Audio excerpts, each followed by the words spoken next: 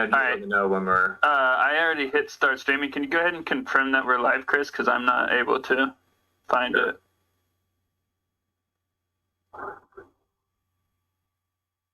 Pokušavaju da provere da li su oni uživo.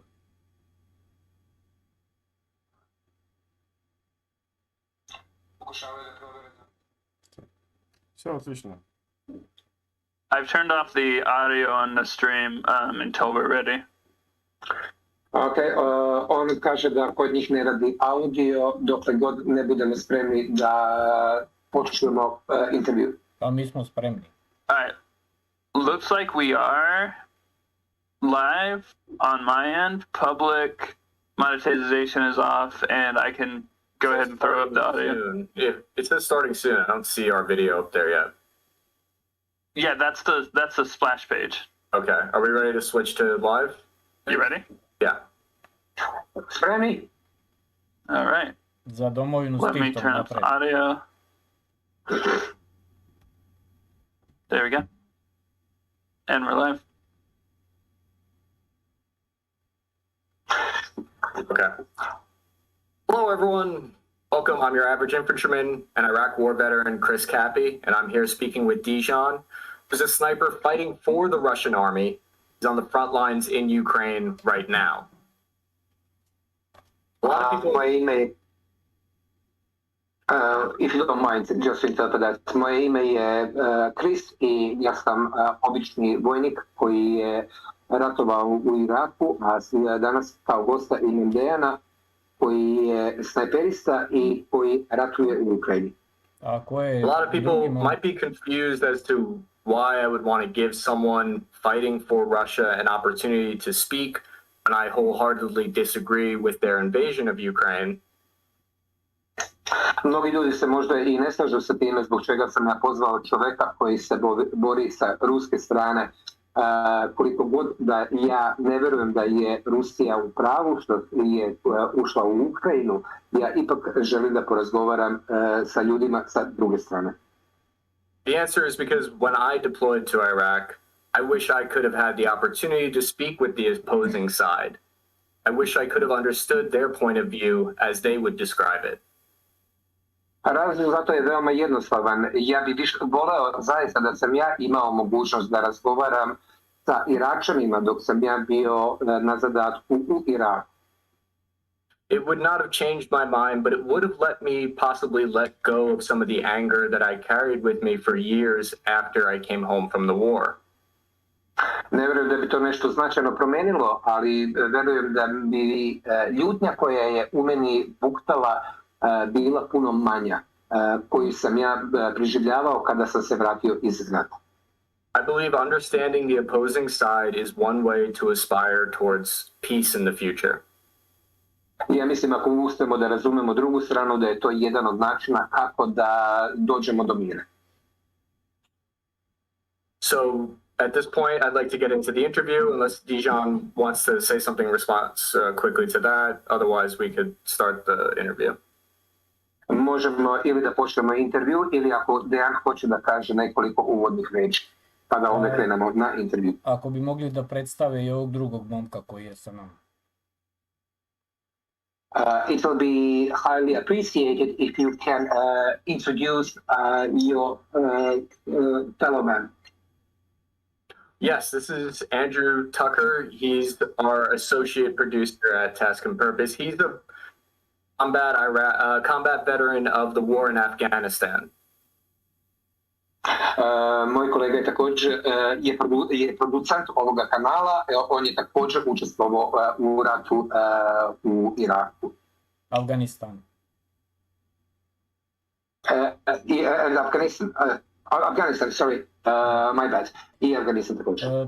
Pa šta bi vam ja rekao za početak, mi smo već pričali pre neki dan, naši stavovi su apsolutno suprotni, međutim to nije razlog da ne pričamo. Mi nismo veliki političari, mi nismo neki visoki generali. Političari I generali se sigurno neće sresti na bojnom polju, a mi hoćemo. I ja mislim da priča može uvek da donese nešto dobro. Fact of the matter is, we already had a discussion a few days ago, and we agreed that we totally disagree. Nevertheless, we are not generals, we are not politicians, so therefore our role could be just to try to understand each side or each other much better, and I do believe that this is the only way to create bridges among us. I agree. And with that, I think we could start with the questions. What is your Nakon toga ja mislim da možemo da počnemo sa pitanjem. What is your name, age, rank, and unit? Koje je tvoje ime, koji je tvoj čin i u kakvoj jedinici služiš? Moje ime je Deјan Бериć, vojničko ime je Deki, kapetan sam armije Donjetske republike. Znači, Kris je rekao da ja sam u ruskoj armiji, ja nisam u ruskoj armiji, ja sam kapetan armije Donjetske republike i sa 2014. godine ratujem tamo. Služio sam u nekoliko jedinica, bio sam u ličnom obezbeđenju Aleksandra Zaharčenka, snajper i izviđač. My name is Dejan Berić, my rank is captain, and I am part of Donetsk People Republic Army. I do believe that Chris just misinterpreted that I am part of the Russian army. I am not. I am part of the Donetsk People's Republic Army. I served in several different units. At one point, I was even a personal bodyguard for the president of Donetsk Republic, Mr. Zaharčenko. I ja se nadam da uskoro posle glasanja koje se završilo juče, da ću konačno i ja postati vojnik ruske armije, jer će zajedno sa republikama i naša armija da se prisjedini ruskoj armiji.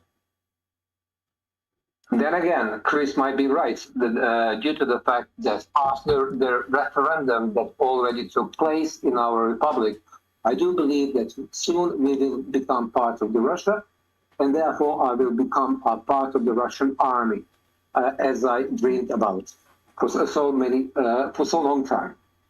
Would you also get Russian citizenship at that point? Da li ćeš dobiti tada i rusko državljanstvo? Ja imam rusko državljanstvo.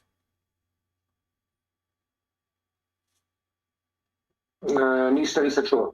Ja imam rusko državljanstvo. Imam kuću u Rusiji, imam farmu, imam svoj privatni biznis u Rusiji. I already have a Russian citizenship. I do have my own house in Russia, and to be quite honest with you, I do have a small farm that I am handling as a private person. Can you tell me, where were you born originally? Da li možeš da mi kažeš gdje si se ti rodio? Ja se rodio blizu Beograda. Beograd, to je glavni grad Srbije. Tada je to bila još Jugoslavija. Glavni grad Jugoslavije tada. I was born in a place near to Belgrade, the capital of Serbia. At that time it was the capital of Yugoslavia. I živeo sam u selu koje se zove Putinci. Interesantno. And I lived in a place called Putinci, next to Belgrade. Walk me through, how did you get introduced to the military? Did you have family members in the Serbian forces? How did you first get introduced to the armed forces? Da li možeš da mi objasniš tvoj vojnički put? Da li je možda neko iz tvoje familije bio vojnik, odnosno oficir, i kako si ti uopšte stao oficirom? Mojih oba dva deda su učestvovali u Drugom svjetskom ratu, borili su se protiv fašista i oni su me vaspitavali. Ja sam oficirom stao u Donjetskoj republici. Fact of the matter is, both of my grandparents, they fought in the Second World War. They fought fights against German Nazi. And to be quite honest, I become an officer in Donetsk People's Republic. In Yugoslavia and in Serbia, I was ordinary soldier. A u Jugoslaviji sam bio običan vojnik. Učestvovao sam u građanskom ratu i u ratu 1999. godine protiv NATO. I was involved in the civil war, which broke up in former Yugoslavia, and also I participated in war with NATO in 1999. Sve u svemu, u ratu sam proveo oko 15 godina.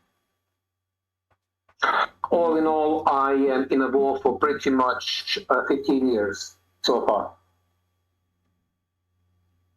So can you explain for people who don't know, who were the two sides in the Kosovo War? When did that happen? You give me a little bit of background about that? Za ljude koji to ne znaju, da li možeš da nam objasniš koje su dve strane koje su bile u sukobu na Kosovu i šta se zaista tamo desilo?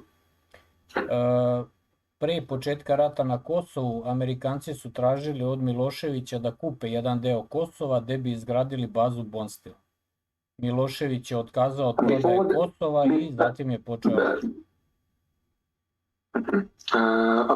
Before the war broke out in former Serbia, on the Kosovo, to be quite precise, United States of America did demand to get a plot of the lands to build an army base. Currently, they do have that, and the name is Bonstil. During the war, you fought, what was Russia's involvement? Did you fight alongside Russians? Mogu da završim, pa onda posle da postavi drugo pitanje. I'm sorry, Chris. There was a problem with my interpretation because I stepped into his sentence. I didn't want to misinterpret anything or to forget anything. So therefore, please do allow him to finish his sentence. Sure. 2 godine do početka rata, albanska vojska na Kosovu je bila na spisku terorističkih organizacija u Sjedinjenim Američkim Državama. 2 years before the war breakout in Kosovo and Metohija, you have to understand that KLA, or Kosovo Liberation Army, was on the list as a terrorist organization, even in the United States of America. When you were in this war in Kosovo, what was Russia's involvement? Za vreme tvog rata na Kosovu, koje je bilo učešće Rusije? Da li oni su imali bilo kakvu ulogu tamo? Bili su ruski dobrovoljci kod nas. To the best of my knowledge, only Russian volunteers came to fight along us. Verovatno je bilo i nekih pripadnika određenih službi, kao u svakom ratu. Nema rata gde nema pripadnika službi, ali ja lično ih nisam vidio. Ja sam učestvovao u ratu, to je već pozadinski rat. Maybe there was other people who were there. Maybe they represented some government organization of the Russia, but not to my knowledge. I cannot vouch for any of it due to the fact that I was a soldier and I was in my trenches. You became close with these Russian volunteers. Da li si se upoznao i da li si bio dobar sa tim ruskim dobrovoljcima? Da, i na Kosovu, i u Bosni, i u Hrvatskoj gde su bili. Yes, I was quite close to them, and they were quite close to me, and we fight together in Bosnia and Herzegovina, in Croatia, and on Kosovo and Metohija as well. You stayed in touch with them? Tako da, znači, ti si s njima u kontaktu bio celo to vreme. Da. Yes. So the story that we hear in the West is that the NATO bombings helped end the war, helped bring peace in Kosovo. What are your thoughts on that? Priča koju mi imamo ovdje na zapadu je da je NATO bombardovanje donelo mir na Kosovu i Metohiji. A koje je tvoje mišljenje o tome? Pa vidi, znači za vreme Jugoslavije kosovski Albanci su, ako su, na primjer, Srbi morali da upišu fakultet i da imaju 100 bodova da bi upisali fakultet, Albanci su to mogli da urade sa 60 bodova. Well, let me just give you some examples how was the situation in Yugoslavia. For example, if an ordinary Serb would like to get involved in university, they had to have approximately 100 points, which will be measured on his own exams. Sve su In dobijali... quite contrast, the Albanians could get enrolled with 60 points only because they were minorities. Sve su imali besplatno, besplatnu školu, besplatno zdravstvo, sve. They had pretty much everything for free, such as free education, free medical support, pretty much everything was for free. Šta je predstavljalo problem na Kosovu? Znači, albanska armija je ubijala policajce po ulicama, postavljala bombe u škole, postavljala bombe na policajske učastke. Sve to što vi u Americi nazivate teroristi, to je radila, Albanci su radili na Kosovu. So-called Kosovo Liberation Army started to attack the policemen and to kill them on the street, on the crossing roads. They start to plant the bombs in the school. Pretty much what you will in the United States describe as terrorists, they had that modus operandi. So they try to create as much chaos as possible. Trgovlje organima na Kosovu je bilo veoma zastupljeno zajedno sa Turskom i Ujedinjenim Arapskim Emiratima. Na Kosovu su nestajali srpske žene, uglavnom žene i deca, i sa njihovim organima je trgovao i sadašnji predsjednik Kosova. I u to vreme i za vreme rata. And I also need to point out that so-called Kosovo Liberation Army was heavily involved in trafficking of internal organs. You have to understand there was numerous civilians that disappeared on Kosovo and Metohija. Predominantly that was children and females, and we do know that they trade with those internal organs on the open market in Turkey and Saudi Arabia. One of the instigators of those trading was a current president of Kosovo and Metohija. I u Međunarodnom sudu u Hagu su svi ti dokazi izneti. Znači, Srbija je morala da uradi isto to što bi uradila svaki štat u Americi, znači morala je da se bori protiv terorista.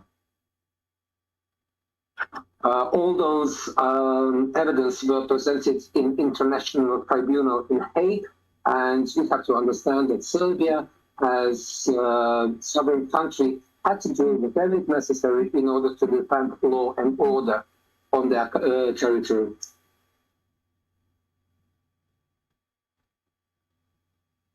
And what impact did the NATO bombings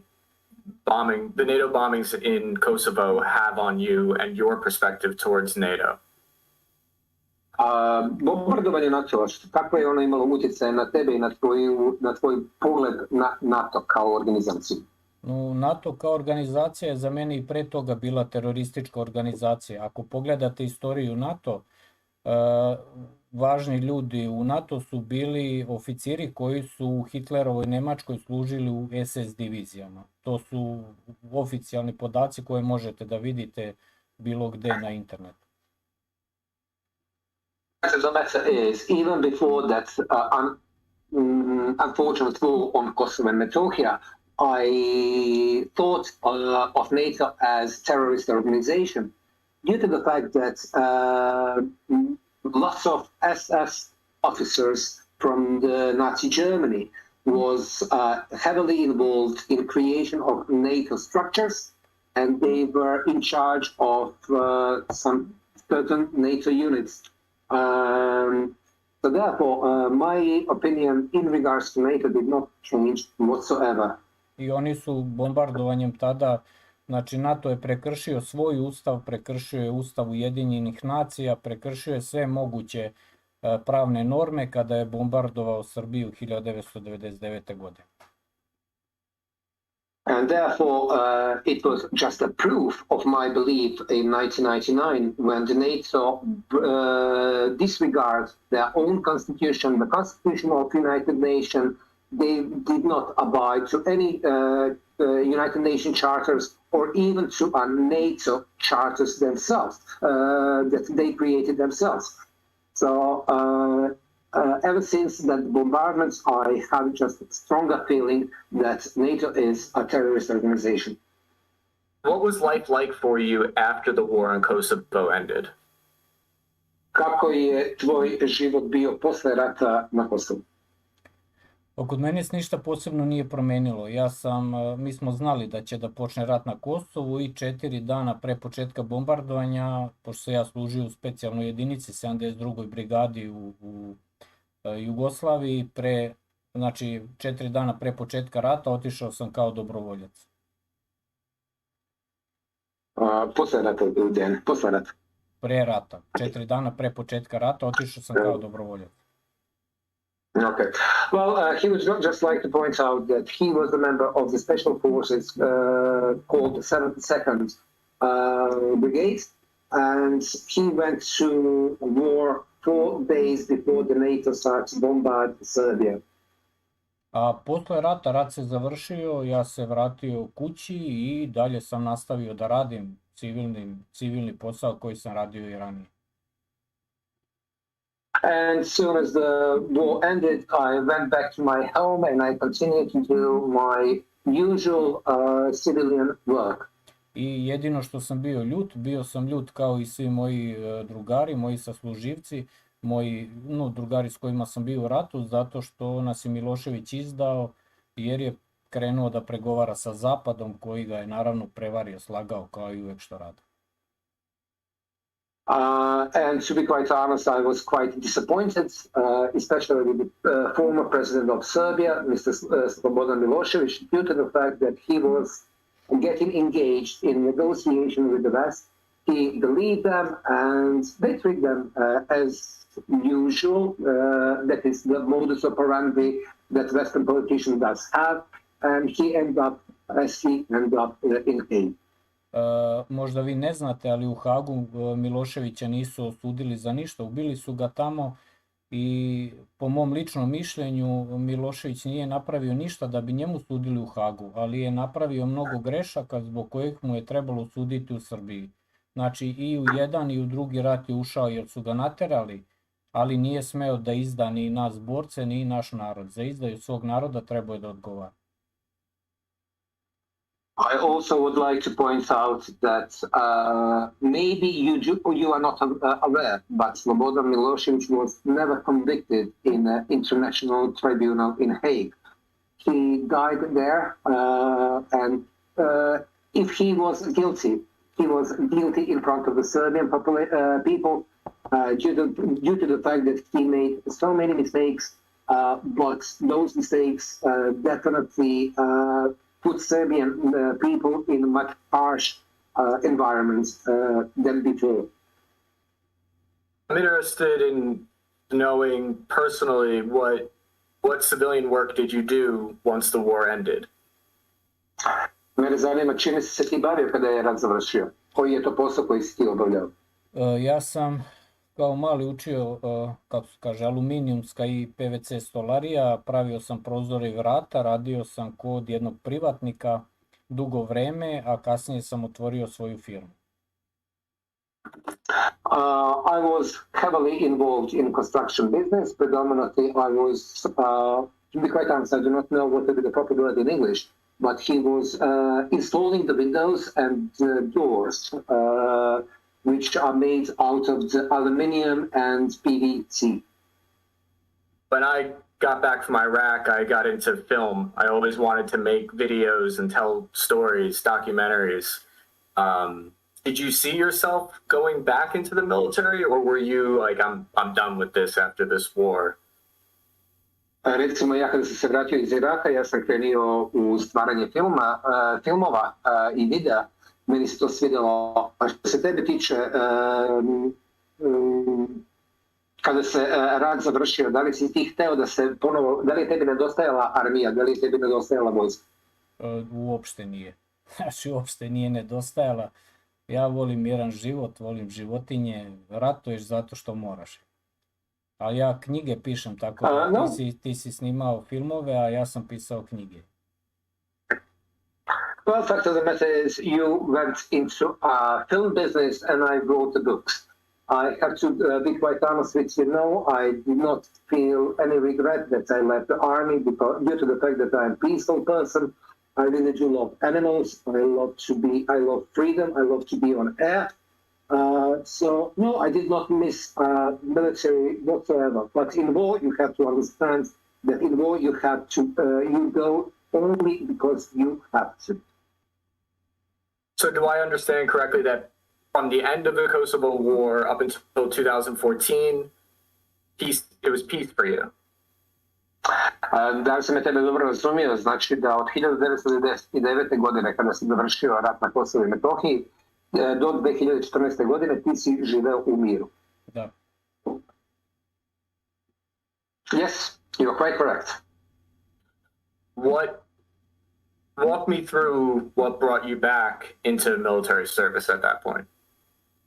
Dakle, možeš da mi objasniš šta je te onda povuklo da se vratiš u vojsku, odnosno ponovo počneš ratovati? Rusi koji su bili dobrovoljci kod nas pozvali su me kad su počela dešavanja na Krimu. Jednostavno su pozvali, rekli su da li hoćeš da dođeš, da vratiš dug. Ja sam jednom prilikom rekao ako vam bude trebala pomoć, javite se, ja ću doći. Ostavio sam posao odmah, dobro plaćen posao i otišao na Krim. Well, to be quite honest, I had a pretty good and decent business in Serbia. And then I just received a phone call from one of those Russian volunteers that were with me in Bosnia and Herzegovina and on Kosovo. They asked me to come to join them in order to help them on the situation on Crimea Peninsula. And so I just dropped everything, and of course in my mind that was the death of honor. So I had to go, I had to help them out to repay my debts. I Can you elaborate? Posle dešavanja na Krimu mislio sam se vratiti opet poslu, jer to se završilo brzo i bez ikakvih problema. Međutim, kada sam video prve slike koje su došle sa Donbasa, gde su ukrajinski vojnici marširali sa nacističkim zastavama, jednostavno nisam mogao da ne odem tamo i da produžim ratna dejstva. Jer moj deda se borio protiv nacista i ja sam morao to da produžim. I was at the belief that I will go home as soon as the situation in Crimea stabilized, which, as you do know, did not take too much time to stabilize as is. But when I started to pack my bags, I saw on the television the reports how the Ukrainian soldiers attacked Donbass. They attacked it not only with Ukrainian flag, they had a Nazi flag on them as well. And that is the thing that kept me there, because my grandpa was fighting against Nazi, and therefore I just followed that steps. And I had to go to fight with the Nazi as well. So you fought then in the Donbass between 2014 and 2018? To znači ti se onda borio od 2014. do 2018. godine u Donbasu? Da, od 2014. do avgusta 2018. Tada sam bio teško ranjen, inače ja imam 5 puljevih ranjenja. Izbijena su mi sve sustavi, sva pleća, vrat, imam 8 kontuzija. Kad je jedna od kontuzija je bila takva da su mi krv išla i na uši i na oči, nisam neko vreme mogao uopšte da pričam. Tako da, i 2018. teško ranjen, otišao sam bio da se lečim, oženio se i onda je prišlo vreme da se ponovo vraćam kad je krenula specijalna vojna operacija. I was there from 2014 until the August of 2018. At that time, I was heavily wounded. Nevertheless, I had 5 different wounds made by the bullets, and I was under the artillery fire, enemy artillery fire, for several times. I had so many concussions, so many damage of my internal organs. So at that time, I had to go to recruit myself. So I went into Russia. I got married. And I returned back when the special operation started in Ukraine in February 2022. Can you walk me through what was the combat like in the Donbass at that time? How would you compare it to Kosovo? Would you be so kind and just be more precise? When you say Donbass, are you referring to 2014, 2018? Yes. Yeah, okay. could you Da li možeš, Sorry, go ahead. Da li možeš da objasniš kakva je razlika bila u ratu na Donbasu od 2014. do 2018. i Kosova? Da li ima neki sličnosti ili je to sve potpuno drugačije? Nema nikakvih sličnosti. U ratu na Kosovu jedino je u jednom reonu Kosova... Da? Je se čujemo? Sad te čujem. Da, rekao, nema nikakvih sličnosti zato što u ratu na Donbasu su uglavnom sve direktni udari, a na Kosovu samo na jednom delu teritorije su pokušali da probiju našu odbranu zajedno. Tamo su bili i Francuzi, i Englezi, i najovnici Amerikanci, i albanska armija nisu uspeli. A na svim drugim teritorijama Srbije uglavnom je bilo bombardovanje. A na Donbasu tamo su bliske borbe. Prsa u prsa, može se reći. Well, there is a huge difference due to the fact that, for example, on Kosovo and Metohija, there was only one place where the so-called Kosovo Liberation Army and Kosovo and Albanian Army, supported by some French soldiers, English soldiers, United States soldiers, they are trying to break through our defense line. And to the best of my knowledge, they were quite unsuccessful. In quite contrast, in Donbass, there was close combat on various locations, so it is very hard to compare it, especially that Western Serbia was under the constant bombardment by the NATO aircrafts, which did not happen in Donbass between 2014 and 2018. What are some of the ways that technology has changed warfare since 2000? Kako je tehnologija promenila način ratovanja od 2000. godine na ovom? Pa vidi, 2014. godine kad je počeo rat, ratovalo se klasično. Znači sve ono što smo mi učili kao vojnici, znači maskirovka, vojna taktika, sve je bilo standardno do pre jedno godinu dana kada su krenuli Ukrajinci da koriste dronove masovno i tada se sve promenilo. Znači rat 2014. 15. 16. je bio jedan, a od prošle godine je počeo rat tehnologija. Well, since 2014 up to, let's say, 2021, we had a conventional war, so which means that we used classic military tactics with camouflage, with tactical units, as we were told and we were taught in our Yugoslav army at that time. But in 2021, the Ukrainian side started to utilize drones, and that changed pretty much everything due to the fact that right now we have a technological war, much more technological than it was before. Takođe, na primjer, ja sam uništio jednu grupu američkih snajperista i uzeo sam njihovu opremu. Tamo su bili jako moćni teplovizioni uređaji koje smo mi kasnije koristili i shvatili smo da sve to što smo mi ranije radili tipa maskiranja više nema nikakvog smisla, jer s takvim moćnim teplovizionim uređajima oni mogu mnogo toga da vide. At one point in Donbass, we managed to take out one group of American snipers, and with them we found lots of different gears, equipment. Predominantly those were thermovision cameras and thermovision optics. And then I realized that situation dramatically changed because there is no more night. Everything is visible just like a day.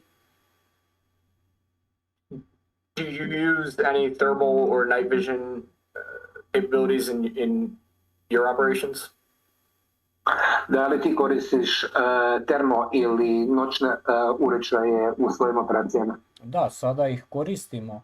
Međutim, to što smo uzeli je bilo nešto najmoćnije što sam ja video. I međutim, sada jako to brzo sve napreduje i mi smo mnogo takvih posle aparata kupili od ukrajinske armije, tako da je naša armija sad snabdevena sa njima, ali ih ima jako malo. Ja koristim i moja grupa također koristi, međutim i dalje mnogo fali. I just want to be very honest.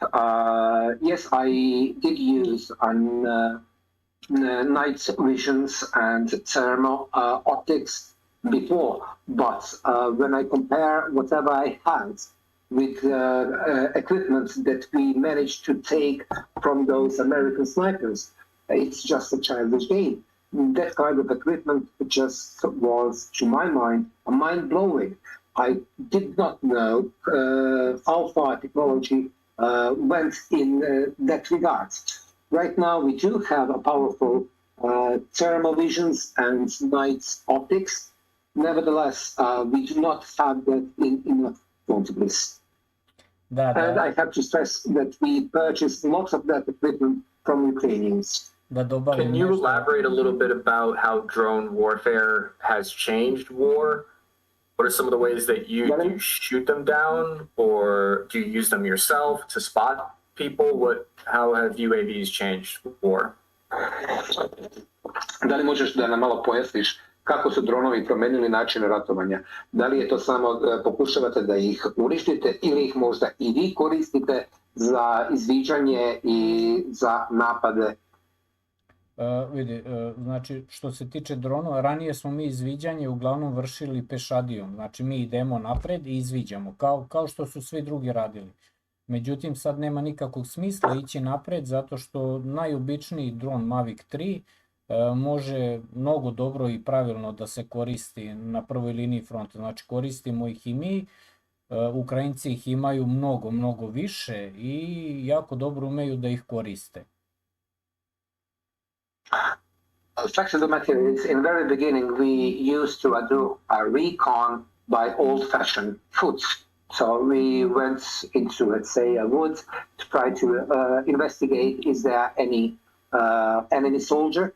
But right now, we do not do that anymore. Right now, we are using drones and even a small Mavic 3 DJI quadcopter is much better option to use for the recon missions. And I have to admit that Ukrainians are pretty skillful in using those drones, and they have much more than we have. Along those lines, how have you noticed Ukrainian training skills, fight change since 2014?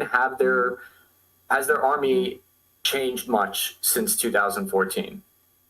Da li možeš da uporediš ukrajinsku armiju iz 2014. i sada? Da li ima nekih pomaka? Da li su bolje organizovani? Da li su bolje obučeni nego što su bili 2014? Što se tiče pešadije, znači kakvi su bili kukavice i loši vojnici, takvi su i današnji dan. If we are talking about infantrymen, no, I cannot say that there is a great difference. I do believe that they are cowards and they are not that great soldier on the field. Uglavnom, borbe među njima i nama traju maksimum tamo po pola sata, 40 minuta i oni koji nisu poginuli ili se predaju ili begaju. Predominantly, whenever we get into close combat, the fight does not last more than 30-45 minutes, and after that they are surrendering themselves predominantly. Međutim, što se tiče artiljerije, oni su napredovali u odnosu na 2014-2015 godinu, verovatno tamo 10.000%. Uopšte, znači ona armija koja je bila ukrajinska sa artiljerijom na početku rata, ova sadašnja je sasvim druga. Mnogo su napredovali, jako mnogo. In regards to artillery, I can say that there is a huge quantum leap, we can say. They are at least 10,000 times more precise than they were in 2014. You cannot compare those two armies in that regards. They become much more precise, and they are utilizing artillery in excellent manner. You say that your feelings about Ukrainian soldiers are that they are cowards. Would you agree with the theory that you should not underestimate your enemy? Ti si rekao da su Ukrajinci kukavice, a ti se možda ne bi složio s time da ne treba podcenjivati protivnika. A ja ih ne podcenjujem, prosto ja se borio s njima i video sam kako se oni bore. Naprimjer, od početka ovog rata mi imamo nekih 7-8 hiljada njihovih zarobljenih vojnika. You asked me for my opinion, and I gave you exactly as is.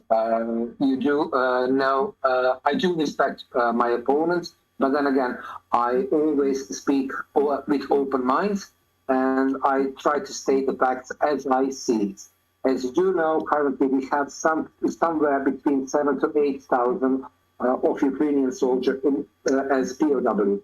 I ja kad sam išao, kad idemo u akciju ja i tako su svi moji učenici, znači koji su borci, ja ih učim da uvek neprijatelj pred tobom je najbolji na svetu. Znači ti se trenutno boriš protiv najboljeg neprijatelja na svetu koji postoji i tako moraš da ideš u napad.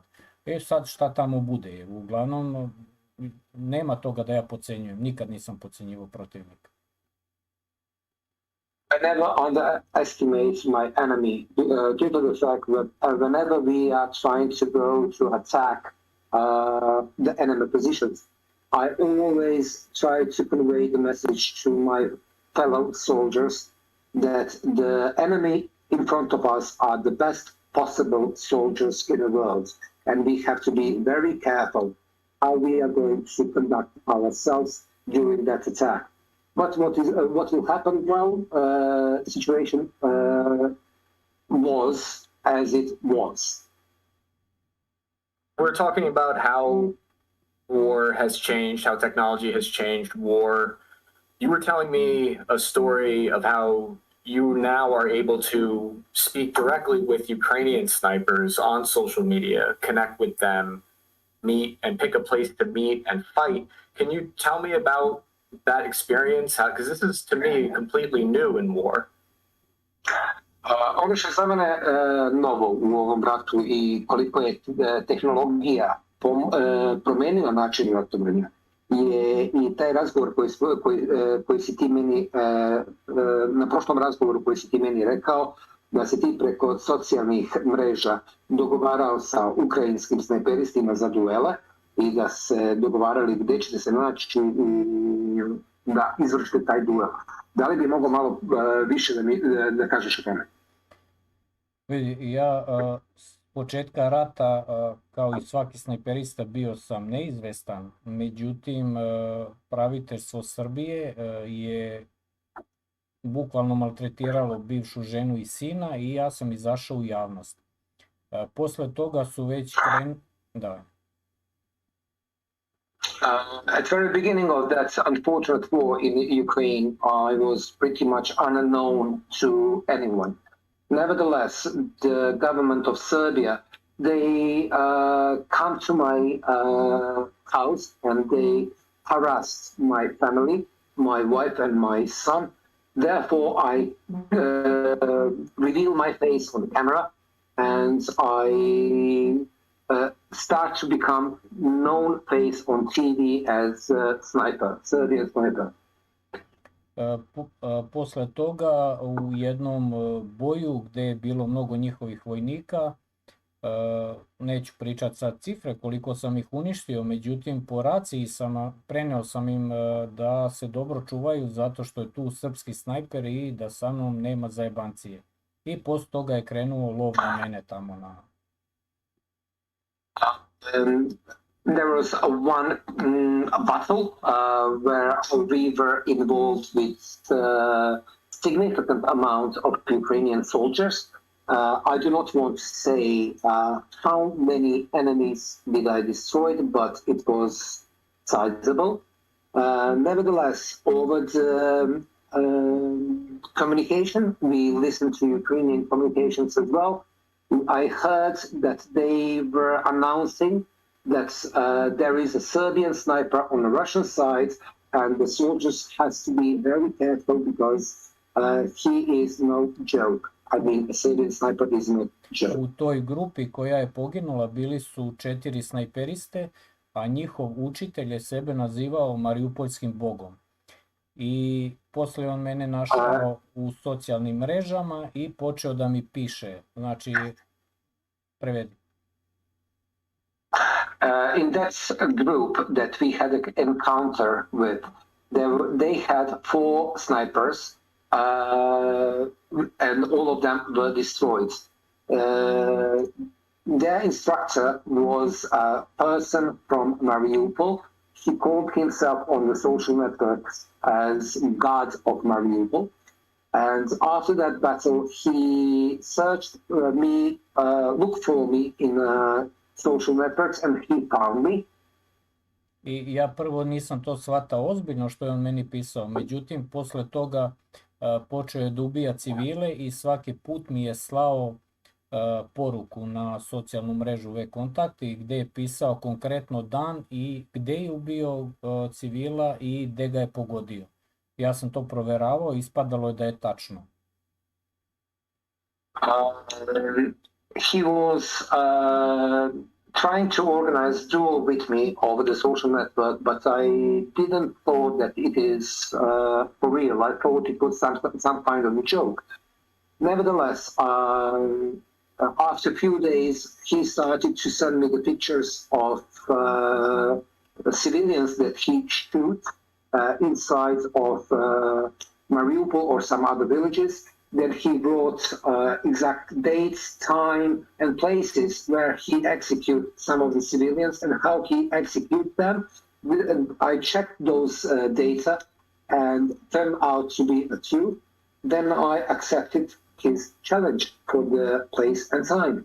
I onda je bukvalno me ucenjivao, rekao je ako ne dođeš na taj deo fronta tamo, ja ću te tamo čekati, ja ću ponovo ubiti nekog od civila. I ja jednostavno nisam mogao da ne idem na ta mesta gde me on priglašavao, međutim, uglavnom on nije dolazio, slao je neke druge i sve te koje je slao bili su ubijeni. Do jednog trenutka, ako si gledao film Vojna rat snajpera, tamo ima taj trenutak kada sam ja na front zoni i njega ubio. I posle toga su svi najbolji ukrajinski snajperisti koji su bili pisali meni na V-kontakte, priglašali na duele i više niko od njih nije živ. I have to point out that there was certain blackmails issued by that guard of Mariupol because he was challenging me to come to a certain part of the front unless if I do not show up, that he will kill another civilian until I show myself. And of course, I accept those challenges, but unfortunately, he was not there. He sent some of his students to play the role of sniper duels until one day. And if you watch the movie that we recommend you to watch, you will find out that I found him on industrial zone, and that was his ends. I found him and I eliminated him. Why would a Ukrainian shoot civilians on their own side of their own country? Zašto bi Ukrajinac ubivao civile na svojoj strani? Zašto bi odnosno ubivao svoje Ukrajince? Vi treba nešto da shvatite. Tamo ne ratuju Ukrajinci protiv Ukrajinaca. Tamo ratuju nacisti realni nacisti kojima je sve jedno ko je sa druge strane. You have to understand one thing. It is not a war where the Ukrainians are fighting against Ukrainians. On their side, we have a few Nazi, and they doesn't give a damn with whom they are fighting with. Are they going to murder a civilian? Because Nazi does not have a nationality. Trebali bi, a verovatno ste imali mogućnost da vidite, Luganski je bombardovala ukrajinska avijacija, bombardovala je centar grada na početku rata gde uopšte nije bilo nikakve armije, bili su obični civili i poginulo je mnogo ljudi. Ukrajinska avijacija je bombardovala plaže gde se kupala deca. Sve to imate na internetu, možete da vidite gde su deca ubijena. Za njih svi ovde koji su, to su ruski, za njih ti civili nisu Ukrajinci, to su prosto ljudi koje treba uništiti. You have to understand that at the very beginning of this war, Ukrainian aviation, they bombarded the Luhansk city, even though there was no military units in it. So they purely killed civilians over there. They even bombarded some beaches on the rivers near to Donetsk and Lugansk cities as well. Which definitely does explain that they do not care. Are they going to kill a civilian or a soldier due to the fact that they do not treat any person who is within the Donetsk or Lugansk People Republic as Ukrainian. They treat them as Russian. They treat them as subhuman. So it is a person that has to be eliminated. Jesi mu rekao da to može da vidi sve na internetu, a to postoji? And definitely you can find loads of videos that corroborate my words on YouTube. It's not Russian videos only. You can find that the Ukrainian side also put them online, and even some independent journalists. Takođe ima video gde ukrajinska armija, ne ukrajinska armija, nego ti nacionalni bataljoni u Mariupolju 9. maja doveli su bili teško naoružanje, znači mitraljeze 12,7 mm i snimali su kako ubijaju ukrajinske policajce koji su služili u to vreme. Znači napali su kasarnu da bi oduzeli oružje, pobili su sve ukrajinske policajce, to su snimili i pustili su taj video, on postoji. Iz kog razloga? Da bi ih se svi plašili. Često se dešava, poslije ću prevesti.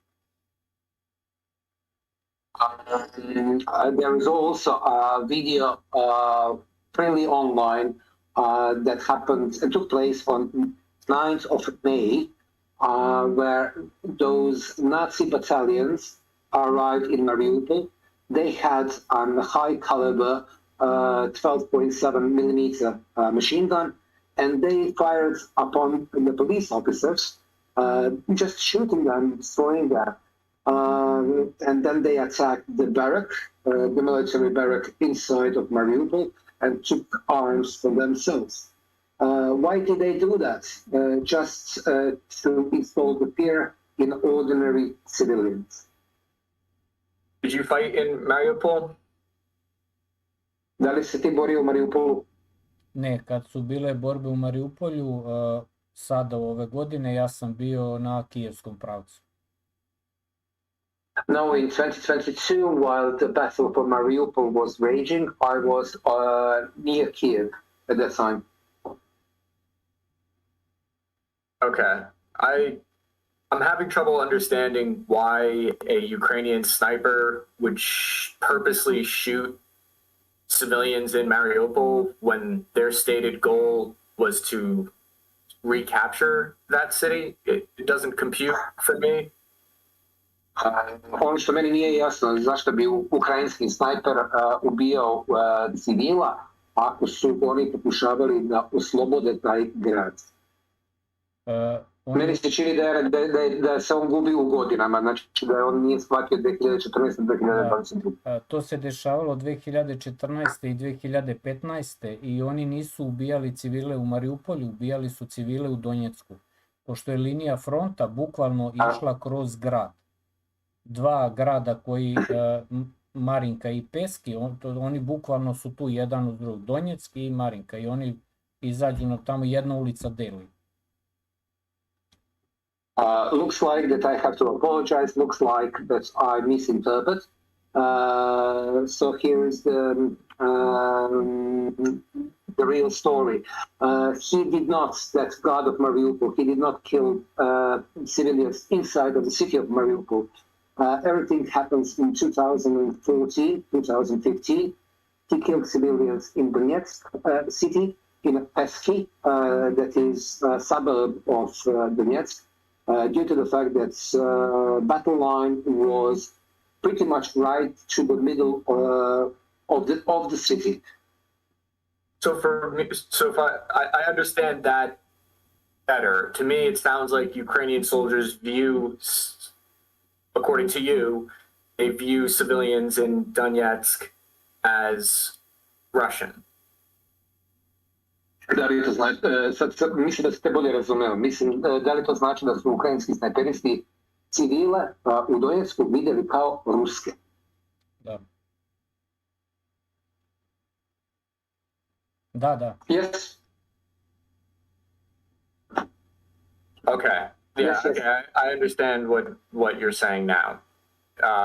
So moving on to the. Just a moment. Da bi bolje razumeo, znači nisu svi ukrajinski vojnici takvi. Sa ukrajinske strane je imalo mnogo pravilnih vojnika koji su ratovali protiv nas, protiv vojnika. Znači treba da se napravi razlika između nacističkih bataljona koji tamo postoje i ukrajinskih vojnika. To su sasvim dve različite stvari. Često se dešavalo da su ukrajinski vojnici nama davali koordinate gde se nalaze nacistički bataljoni da bi ih mi uništavali.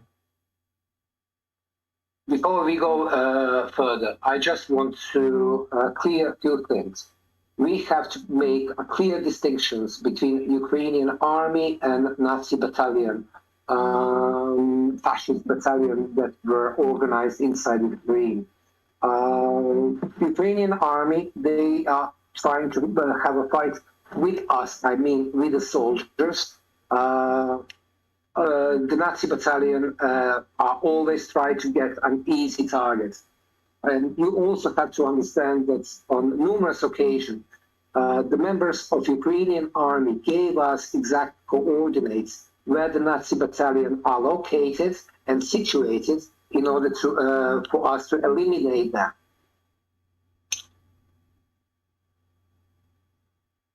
Okay. Some of the people in the chat are asking, they're curious, what unit were you serving with during this time, and what unit was the Ukrainian sniper? God, what was his name? God something? God of Mariupol. Do you know what unit he was serving in? Da li možeš kažeš u kojoj si ti jedinici tada služio, a u kojoj jedinici služio taj bog Mariupola? U to vreme ja sam bio u Lički Zahačenka, naš bataljon koji je bio pod njegovom komandom zvao se bataljon Čečen, a on, ja ne znam gde je on služio, ja mislim da je on bio odeljeno od svih drugih brigada. Ja ne mogu sad da kažem da je on bio u Azovu, u Ajdaru, stvarno ne mogu da kažem u kojoj brigadi on služio. At that time, I was in a battalion called Chechen. We were under direct control of the president of Donetsk People's Republic. And in regards to the God of Mariupol, I cannot say with certainty was he part of the Azov battalion or some other battalion. I really do not know. And did I understand correctly when we spoke the other day that you stayed in touch with a friend of his, that you still communicate with a friend of that sniper that you killed? Koliko sam ja tebe razumeo, ti si ostao u kontaktu sa jednim prijateljem od snajperiste kojeg si ti eliminisao. Da li je to prijatelj od tog boga Mariupola? Ne, to je prijatelj od snajperiste koji se zvao Deduška. No, u prevodu tak Deduška. No, I am in contact with a friend of the former Ukrainian sniper who were fighting under the nickname Grandpa. In Russian it will be Dedushka. That was yet another sniper that I had a duel with. I takođe u jako dobrim odnosima sam bio sa devojkom koju su poslali iz Amerike da obučava ukrajinske snajperiste u bataljonu Ajdar. Mi smo se mnogo prepisivali, mnogo smo se razgovarali. 3 godine smo se mi prepisivali. I also have a very good connection and excellent relationship with one lady from the United States. She was the sniper instructor for the battalion Aidar. We keep in touch for pretty much 3 years. So, yes, we have a very decent conversation among us. So you'd set up another sniper duel through social media with another sniper? Can you explain how that went? To znači ti si imao, to je bio drugi snajperski duel koji si ti dogovorio preko socijalnih mreža. Njih je bilo 7. I had seven different sniper duels. Organized via social network. I to ja nisam nikog priglašavao, oni su meni pisali, a ne ja njima. And they were always the initiator. They were contacting me and challenged me to come to have a duel with them. Možete da pogledate film tamo Rat snajpera, on je sa engleskim prevodom i tada će vam sve postati mnogo jasnije. You can take a look at that movie that I sent it to you. There is English subtitles as well, so it will be much easier for you to understand what actually did happen. I watched a lot of it, and I want to clarify it for the viewers so that they who haven't seen it can understand. Ja sam pogledao dosta od tog filma, čekam i da moji gledalci također pogledaju, tako da možemo da bolje razumemo situaciju. Mnogo je prostije kad je rat između dve države, tad je sve mnogo prošće. Naprimjer, kad ste vi bili u Iraku, vi ste Amerikanci s jedne strane, Iračani su sa druge strane, neki irački saveznici su s vama, to je sve mnogo prostije, ali kad je građanski rat, to je jako komplikovano, zato što je sve zamršeno, špijuna ima i s jedne i s druge strane, bolesnih ljudi koji su uzeli oružje u ruke ima i s jedne i s druge strane. Ne postoji ni u jednom ratu potpuno ispravna jedna strana, gdje su svi tamo lepi, dobri, pametni, nema toga, ne biva. Neki idu u rat... daj. There is a huge difference between this war in Ukraine and with the war that, for example, you fought in Iraq. In Iraq, we had two sides, two countries that were fighting against each other. Here in Ukraine, we have such a mixture. The families are divided. One part of the family or one son is on one side, another one is on another side. You have to understand that there is so many people who are living in the different parts of Ukraine, maybe under the Ukrainian rule, but they do believe that they should be part of the Russia, and vice versa. There is some people who are living in the Donetsk People Republic, and they do strongly believe that they should be part of Ukraine. So we can say there is such a mixture, such chaos, because it's a pure civil war. It's not a war between two countries. It is internal war. It's a mess. You might be surprised the similarities with Iraq. There were a lot of different factions. You had the Sunnis, the Shiites, the Kurds. It was, in a way, a civil war there as well. Ne znam da li znaš, ali i u Iraku nije baš bilo sve tako čisto i tamo postoje Sunni, Šija, Kurdi. Također možemo da kažemo da je kod njih bio građanski rat. Da, ali za vas kao stranca to nije bio građanski rat. then again, you as a foreigner, you as United States military, you have a clear line between yourself and your enemy. Šiti i suniti, oni ratuju otkad postoje. Kurdi nemaju svoju državu, oni su u Iraku borili da bi dobili jedan deo teritorije da bude njihova država. To je njihov unutrašnji rat, ali za vas kao strance sve je mnogo prošće. A to nije tako. Shia and Sunni Muslims, they are fighting each other for the hundreds of years. Kurds, as such, they do not have their own country, call them own, so they are trying to get some territory for themselves. We can understand all of that, but then again, you as a member of U.S. military, you have a clear cut, such as this is my line, this is my friend, and whoever is on the other side is my enemy. We do not have that clear line.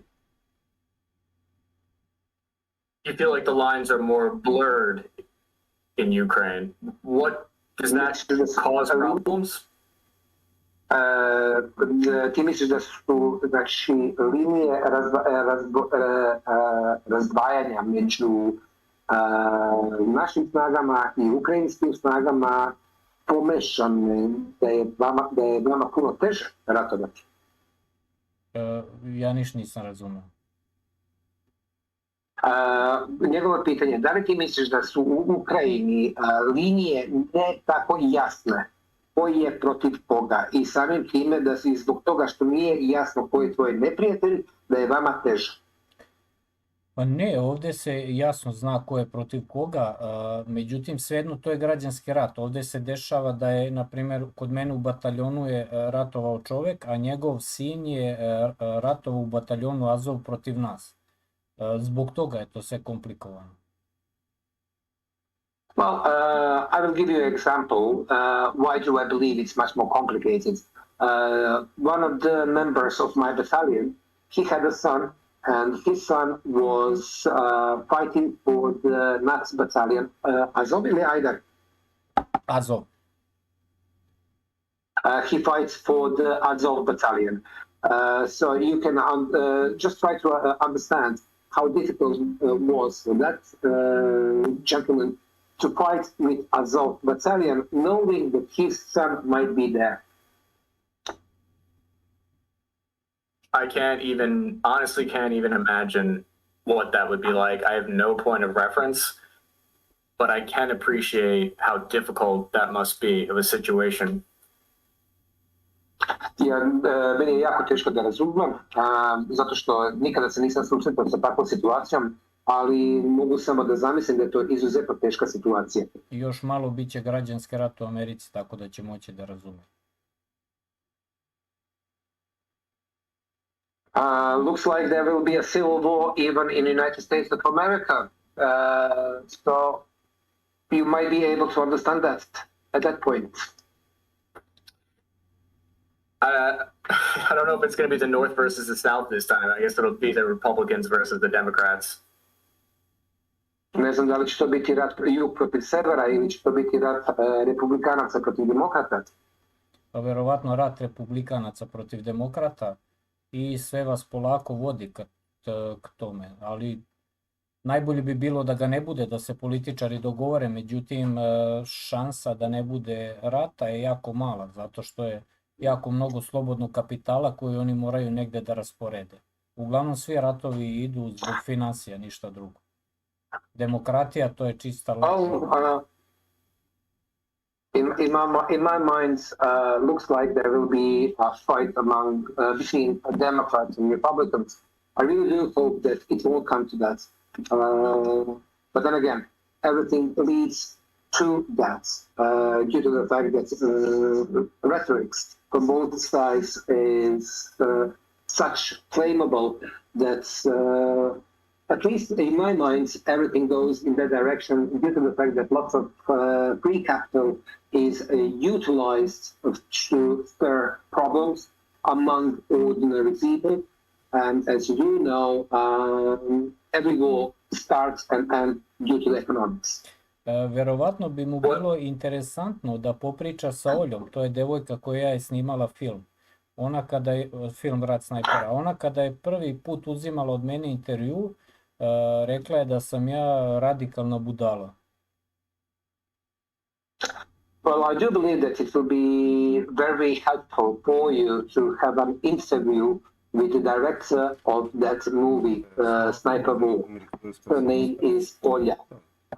Due to the fact that when we met and when she took my first interview, she called me radical idiot. Pa zato što sam joj tada rekao da će sve šta će da bude narednih 7-8 godina, ja sam joj ispričao.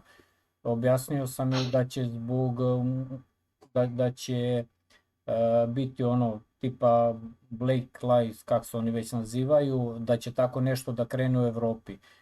Tačno sam joj rekao kad će da krenu problemi u Belorusiji, zatim na Kavkazu, da će biti rat i posle toga da će biti jako velik rat na Ukrajini. Znači sve što je bilo, ja sam joj sve to rekao nekih 5 godina unapred, a ona mi se tada smejala, a sad se čudi kako sam to mogao da znam. U principu sve je to jako prosto ako se neko bavi ozbiljno, široko analitikom. The fact of the matter is, I explained to her what is going to happen in Middle East. I explained to her that it will be a huge crisis in Europe. I explained to her that it will be a war on Caucasus. I did explain to her that it will be a major battle in Ukraine. She didn't believe me at that time, but right now she does understand that if you analyze situation properly, you can come to a conclusion what might happen next. Well, the civil war in America won't happen as long as those Russian bots stay off of Facebook.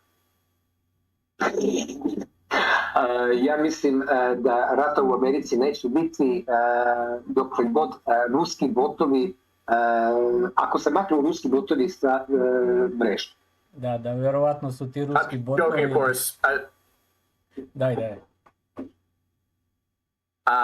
I'd like to move into can you explain the lead up to the battle in Kiev, the lead up to the invasion, or whatever you want to call it, in 2022? How did you find yourself were you in Belarus? Can you walk me through how you met up with a unit there? What unit did you fight with in Kiev? Can you explain that lead up to the invasion? Da li možeš da mi objasniš situaciju koja je prethodila tvom napadu na Kijev, invaziju Kijeva, kako god da tebi odgovara? Ti si krenio iz Belorusije, kako si došao u tu jedinicu i kojim putevima i kako se to sve desi? U kakvu jedinicu, kako sam došao? Pa u jedinicu u kojoj si bio, znači ti si nastupao sa nekom jedinicom na Kijev. Da, to je naša specijalna jedinica za specijalne zadatke. Mi smo krenuli tamo da bi navukli na sebe 3 ukrajinske armije, da bi ih vezali na sebe kako oni ne bi mogli da krenu u pomoć ukrajinskoj armiji koja je bila u Luganskom pravcu. Zato što je prvi osnovni zadatak bio da se oslobodi Luganska republika. Well, I was a member of the special forces, and we arrived to Kiev from Belarus, as you mentioned. Our task was to pin down 3 Ukrainian armies that were situated in and around Kiev, and to disallow them possibility to send any reinforcement to Lugansk People Republic. Because at that time, the main focus of the Russian army and Lugansk People Army was to liberate the whole Lugansk People state at that point. Za Ukrajince je kao krasna marama, crvena marama za bika kad se pomene ruski VDV i tamo gde smo mi bili, znači naša armija, bila je i ruska armija, bili su njih ruski VDV-šniki i to je unosilo veliki strah i to je jedan od razloga zašto oni nisu smeli da napuste Kijev. Bojali su se da ćemo mi ući u Kijev i realno ga zabrati. Pretty much the whole well, I really don't know how to call that, an army that was coming to Kiev. They would consist of the special forces of the Donetsk People's Republic, Lugansk People's Republic, and by the Russian paratrooper as well. That was used as scaremongering tactics to Ukrainians because they were quite afraid that such a force might be able to overtake or even to liberate, as we might say, or occupy, as you might say, Kiev itself. Therefore, we pinned down the whole Three Army and they froze. They were unable to send any reinforcement into Lugansk People's Republic. How did you insert into Ukraine? Did you go in on foot? Were you mechanized in an armored unit? Did you fly in? How did you move into Ukraine? Kako si ti ušao u Ukrajinu? Da li si ušao peške? Da li si ušao na nekoj od tehnici? Da li su te možda prebacili avionom? Znači, kojim putem? Pešadija, mehanizovana brigada ili je to bilo vazdušno? Specijalci idu mehanizovanim brigadama. Naši momci su za nekoliko sati zauzeli aerodrom Gastomelj, a naš posao je bio da očistimo put do tog aerodroma da bi mogla da stiže municija, hrana i sve što je potrebno. I mi smo za nekoliko dana uspeli da provedemo taj zadatak u delu. To be honest, the operation to Kiev was done in two stages. The first stage was the paratrooper came to Gostomel airport and they occupied the Gostomel airport, and then my group went as mechanized brigade. So in order to clear the road and to bring supplies and rearmament for them as well, and to cook with them. What weapon did you use? How far into Ukraine did you end up going personally? Kako si oružje koristio i dokle si ti stigao u Ukrajini? Znači, do kojeg mjesta si stigao? Ja sam stigao do Gastomelja. Uglavnom sve te terene smo zauzeli. Koristio sam snajpersku pušku koju sam 2016. godine kupio od jednog ukrajinskog vojnika. To je finska puška Sako TRG 22 308 kalibra, natovski kalibra. I had Sako TRG, the Finnish sniper rifle, the one that I bought of the Ukrainian soldier in 2016. I was situated near to airport in Gostomel, and I went the whole length from the Belarusian border all the way to the Gostomel airport. A drugi snajperisti u mojoj grupi su imali vintovke kalibra 12.7 i 408 kalibra. Other snipers in my group, they had sniper rifles, high caliber, 12.7 millimeters. Koji su nekog drugi kalibar? 408. And 408 caliber. To je ruska snajperska puška i patron koji oni specijalno prave za tu pušku. That's the Russian sniper rifle with a special bullet for that rifle, and they call that 408 caliber. Tom puškom je postavljen svetski rekord u daljinu gađanja. From my understanding and what I looked at from the intelligence reports that I've seen, Russia attempted to make it all the way to Kiev. They were stopped and forced to retreat, and the battle in Kiev did not go the Russians' way, that they lost a lot of armored units due to the Javelin and NLAW anti-tank systems, and that the attack was repelled. Po informacije kojima ja imam, cilj je bio da se zauzme Kijev, no međutim ruska armija nije uspjela da se probije do samog grada Kijeva, imala je ogromne gubitke u tehnici i Ukrajina je uspjela da potisne rusku armiju nazad od Kijeva. Da li se slažeš s tim? To su vaše informacije, a ja sam bio na licu mesta, znam kako je bilo. Prvih 3-4 dana realno su bili poprilično veliki gubici. U principu kakav se rat vodio, gubici i nisu veliki, međutim nisu bili ni mali. Posle toga se promenio sistem našeg ratovanja i gubici su se sveli na minimum. Znači, oni nisu nikog potisnuli, mi smo jednostavno ispunili zadatak koji smo imali i otišli. Kijev je ogroman grad sa jako mnogo vojnika koji su bili tada u njemu, a mi smo ceo taj posao obavili sa nekih 8.000 ljudi otprilike. Well, you have your own information, but I am telling you exactly what happened due to the fact that I was there. Fact of the matter is, yes, we did have serious losses in the first 3-4 days due to some incompetence of the Russian officers.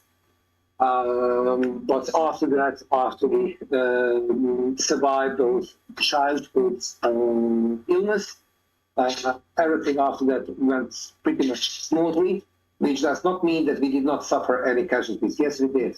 But amount of our casualties is pretty low in comparison of what kind of action we were engaged in. We fulfill our task. We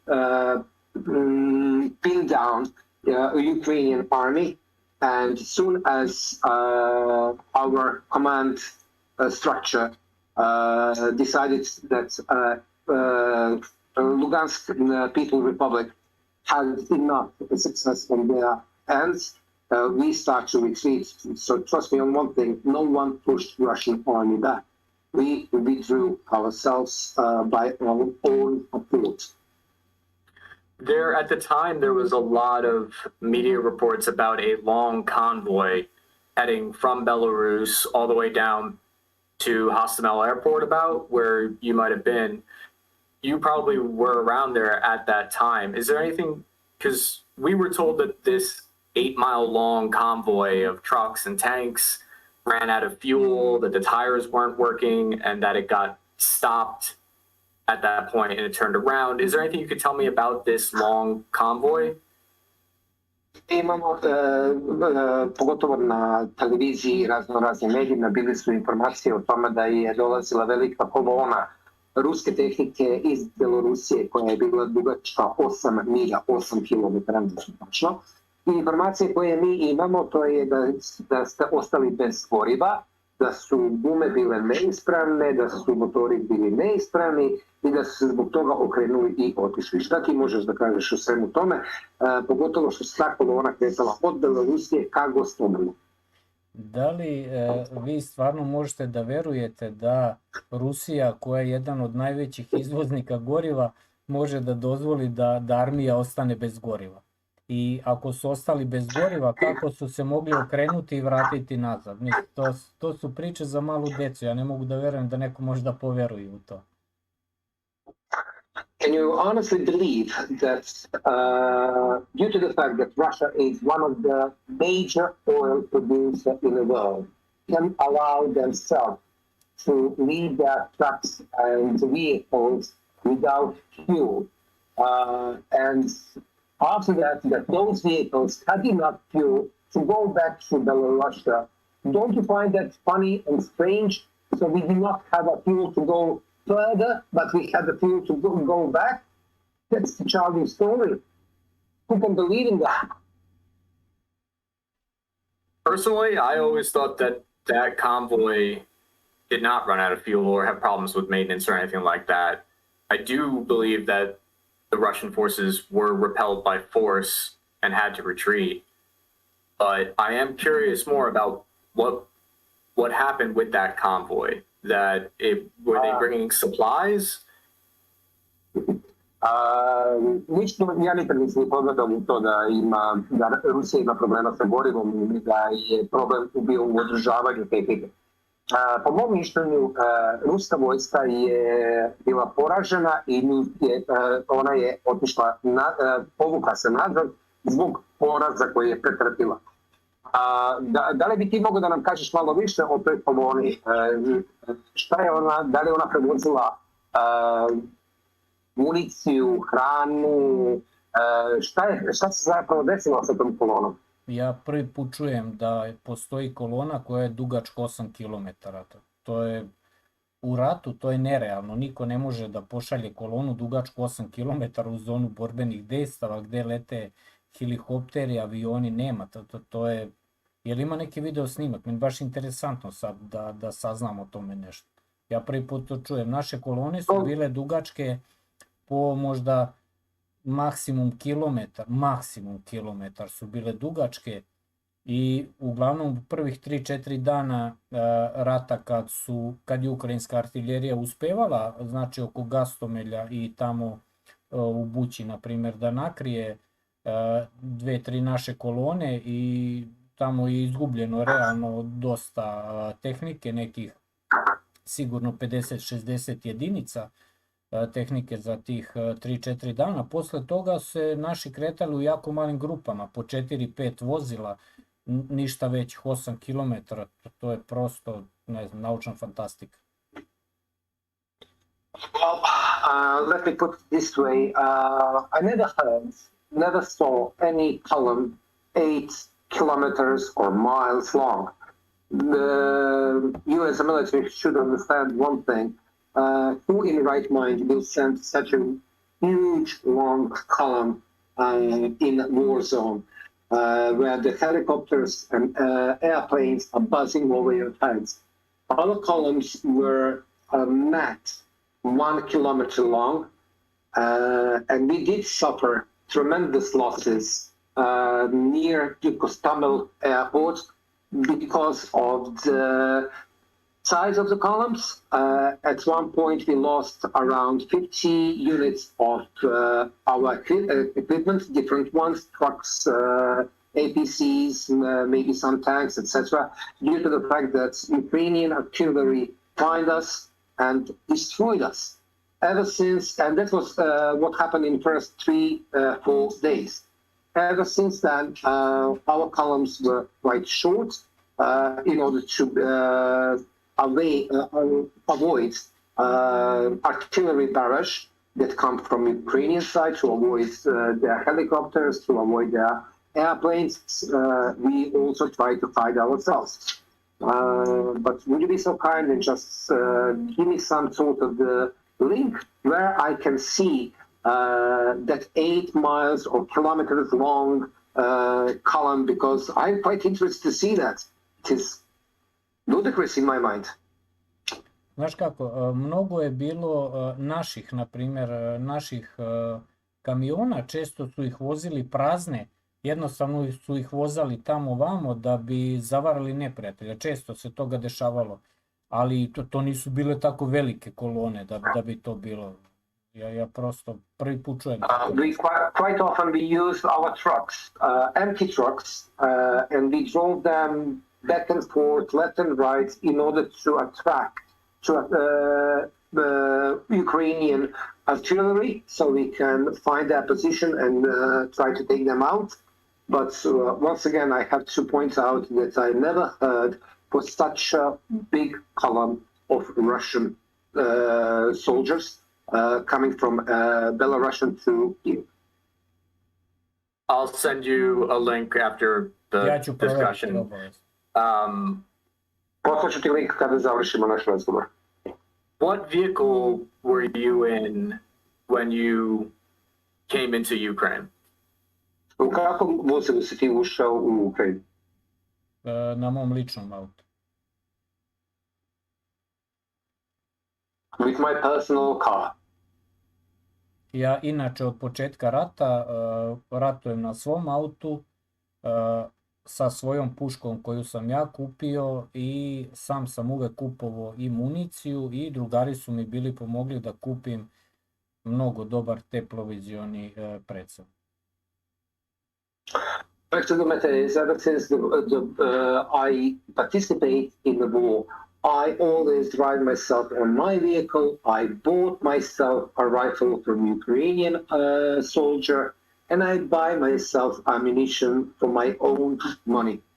And I have to point out that I managed, with help of other people, to get myself a decent thermal vision scope. A druga armija je ulazila standardno na BTR-am i tenkovima, BVP-am i to, no, standardnoj armijskoj tehnici. Russian military definitely went into Ukraine on APCs, on tanks, and some other armored vehicles.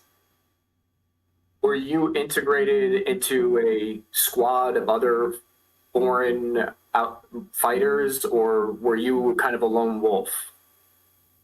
Da li si ti bio integrisan u neku vrstu odreda stranaca ili si ti bio kao usamljeni lik?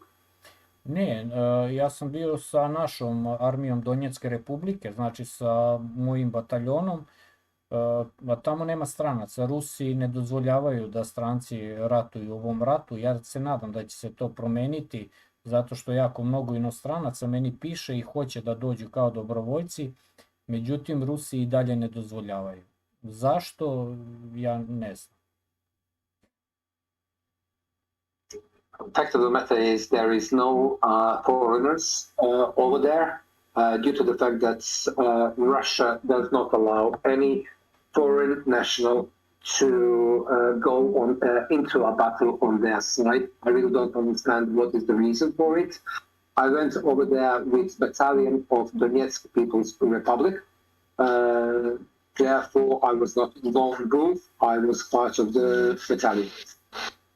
Your whole battalion driving in personal cars? Ja sam građanin Donjetske republike. A to znači da je čitav svoj bataljon došao na svojim vozilima ili kako? Na svojim autima? Ne, to sam isključivo ja bio na svom autu. Jesi me čuo? Alo? Ništa ne čujem. Rekao, to sam ja bio na svom autu, a mi smo imali BTR-e, na BTR-ema su zahodili naši. I kad smo došli do opredeljene tačke, ja sam svoj auto ostavljao i dalje smo išli na BTR-u. Well, looks like that Dan did not understand your question properly. As he said, he came with his vehicle to a certain point. After that, he left his vehicle at that point, and he went further on APC. And the rest of the unit, of course, they utilize APCs as a transport vehicle. I posle rata ću da prodam taj... What type of APC?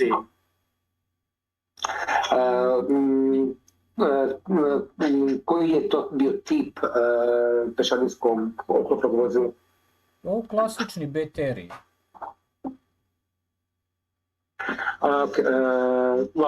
In Russian it's BTR, which means that they are lightly armored.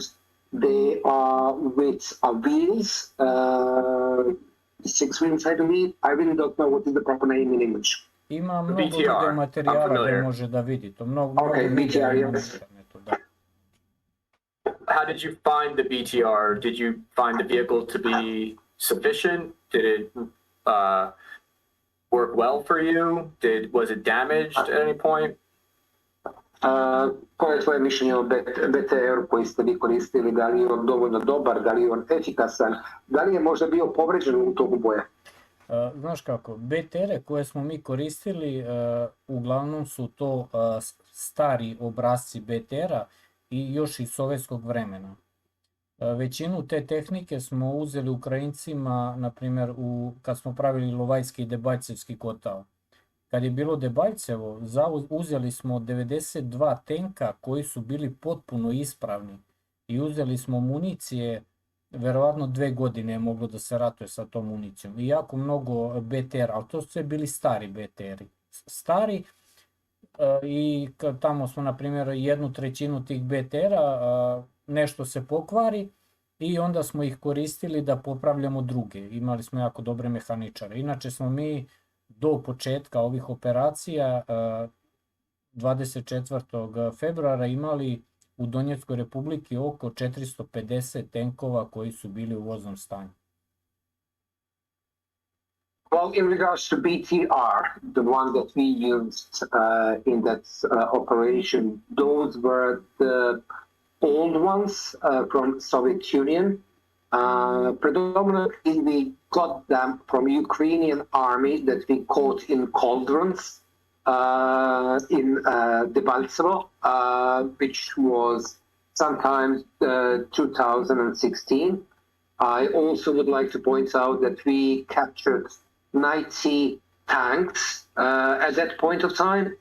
All of them were in immaculate conditions, and we get an ammunition worth for 2 years of heavy fighting. Some of those BTRs that we got from Ukrainian army, we used as donor vehicles in order to repair broken ones or destroyed ones, likely destroyed ones, due to the fact that we had very experienced mechanics, which were able to put the vehicle back into battle in pretty much no time.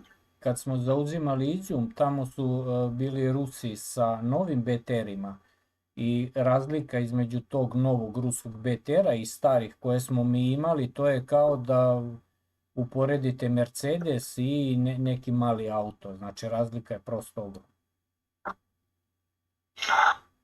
Nevertheless, I encountered the brand new BTR on Izum front, and comparison is unbelievable due to the fact that the brand new BTR is just like Mercedes-Benz, and the old BTR is some, I don't know, small, dirty vehicle which barely crawl on the road. We should talk about that, how we got to Izum. Can you walk me through the retreat or the regrouping or falling back from the Kiev front? How did that go? Where did you end up? Please explain that. Do Izuma ćemo malo kasnije, nego da li možeš da mi objasniš kako se desilo vaše povlačenje, odnosno vaše odstupljenje od Kijeva, gdje si išao i kako je to se prošlo? Kad je oslobođen veći deo Luganske republike, mi smo jednostavno dobili naređenje da treba da se povučemo. Prvo se povlačilo određene jedinice, a naš bataljon je bukvalno zadnji izašao sa te teritorije. Odstupali smo onako kako je položeno, deo po deo, i u tom povlačenju nismo skoro ništa izgubili ni od vojnika ni od tehnike, međutim bilo je dosta, na primjer, kamaza. Ja sam po putu video i nekoliko tenkova koji su jednostavno stajali kraj puta, verovatno se ili motor pokvario ili nešto, uglavnom oni su ostajali cijeli i mi smo se potrudili kad smo izlazili čisto da ih uništimo, znači zapalimo ili ubacimo bombu da ne mogu da ih odremontiraju. Ali bilo je tehnike ostalo po putu, da li verovatno od neispravnosti, jer na našem pravcu bilo je dosta stare tehnike. We had an pretty much orderly retreat. My battalion was the last one of the last one that leave that area, and everything was orderly in according to the orders from our higher commands. Due to the fact when we reached our goal, and our goal is, and I'm going to repeat it, to allow our troops in Lugansk People Republic to liberate as much as possible, and as soon as they go above 60% of liberation of territory, we start to withdraw. Nevertheless, I also would like to point out that while I was retreating back, we saw lots of trucks, Kamaz, the huge, big one, trucks, and some tanks which were parked near the road.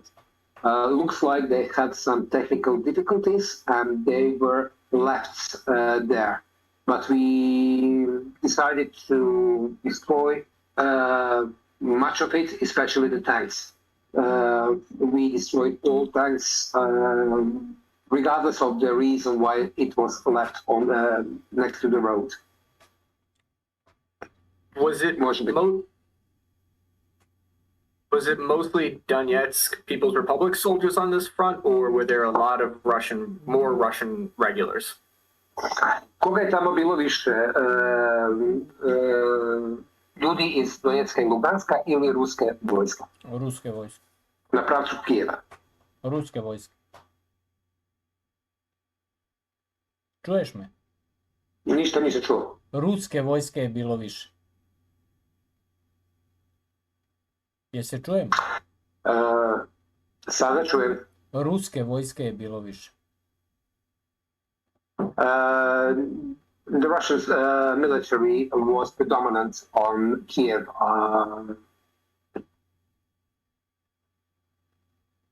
Okay, so now you're back in Belarus at this point. How do you end up back in the fight? How long are you out of the fight, and then when and where do you go back in? Ti se nalaziš u Belorusiji, znači vrati si sa Kijeva, koliko dugo si ti ostao tamo da sediš, znači ti se odmaraš pre nego što si krenio, da li u Lugansk, da li u Donetsk, da li možeš da nam to objasniš? U kakvoj Belorusiji? Pa iz Kijeva kada si izlazio. Pa nisam ja bio u Belorusiji, mi smo došli u Rusiju. Iz Kijeva si išao direktno u Rusiju ili kako? Direktno u Rusiju. Izašli smo u Rusiju, u Belgorodsku oblast. Tamo. I odatle odmorili smo možda nekih nedelju dana i dalje krenuli na izjumski pravac. Fact of the matter is we did not retreat through Belarusia. We retreat directly to Russia, to Belgorod's region. And we had a 1 week of rest before we went back into Lugansk, People's Republic.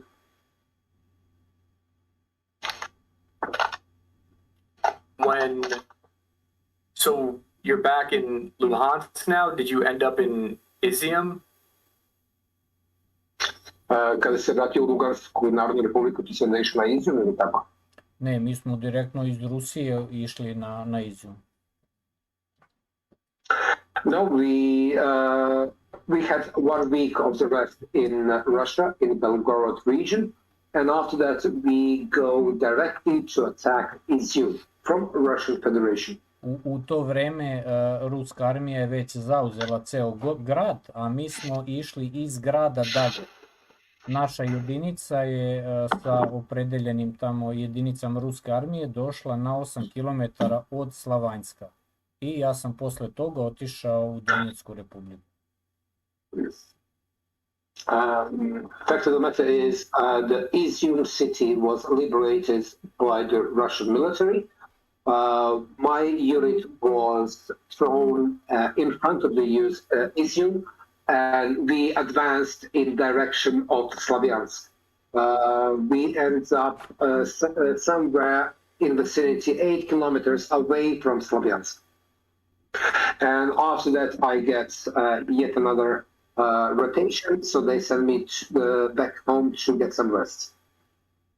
Okay, 1 second. I have to just switch my computer power plug. If you give me one quick second. Moram da promeni samo nešto na svom kompjuteru, da promeni utičnicu ako znam. Хорошо. Bačice, daj malo kraće, čoveče, ne mogu da zapamtim šta sve govoriš. Važi. Jesi umorio? Jel me čuješ? Sve će to narod pozlatiti. Sve će to narod pozlatiti. Ljoša, translacija ide? Da. Ljoša kaže da na YouTube... Okay, sorry if I showed my butt too much there. So, you were advancing south from Izium at that point, and then that's when you left the front? Ti si znači bio južno od Izuma i poslije toga si otišao sa fronta na odmah. Ne, moja jedinica je ostala tamo, a mene su zamolili da se vratim u Donjecku republiku i tamo sam radio sa rezervistima koji su mobilisani, pravio sam nove snajperske grupe, podučavao nove snajperiste i izvodio ih na prvu liniju fronta da dobiju borbeno iskustvo.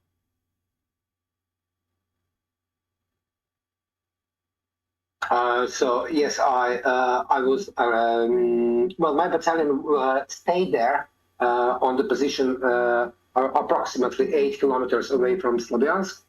I got an order to go back to Donetsk People's Republic due to the fact that they opened a new sniper school, if you can call that.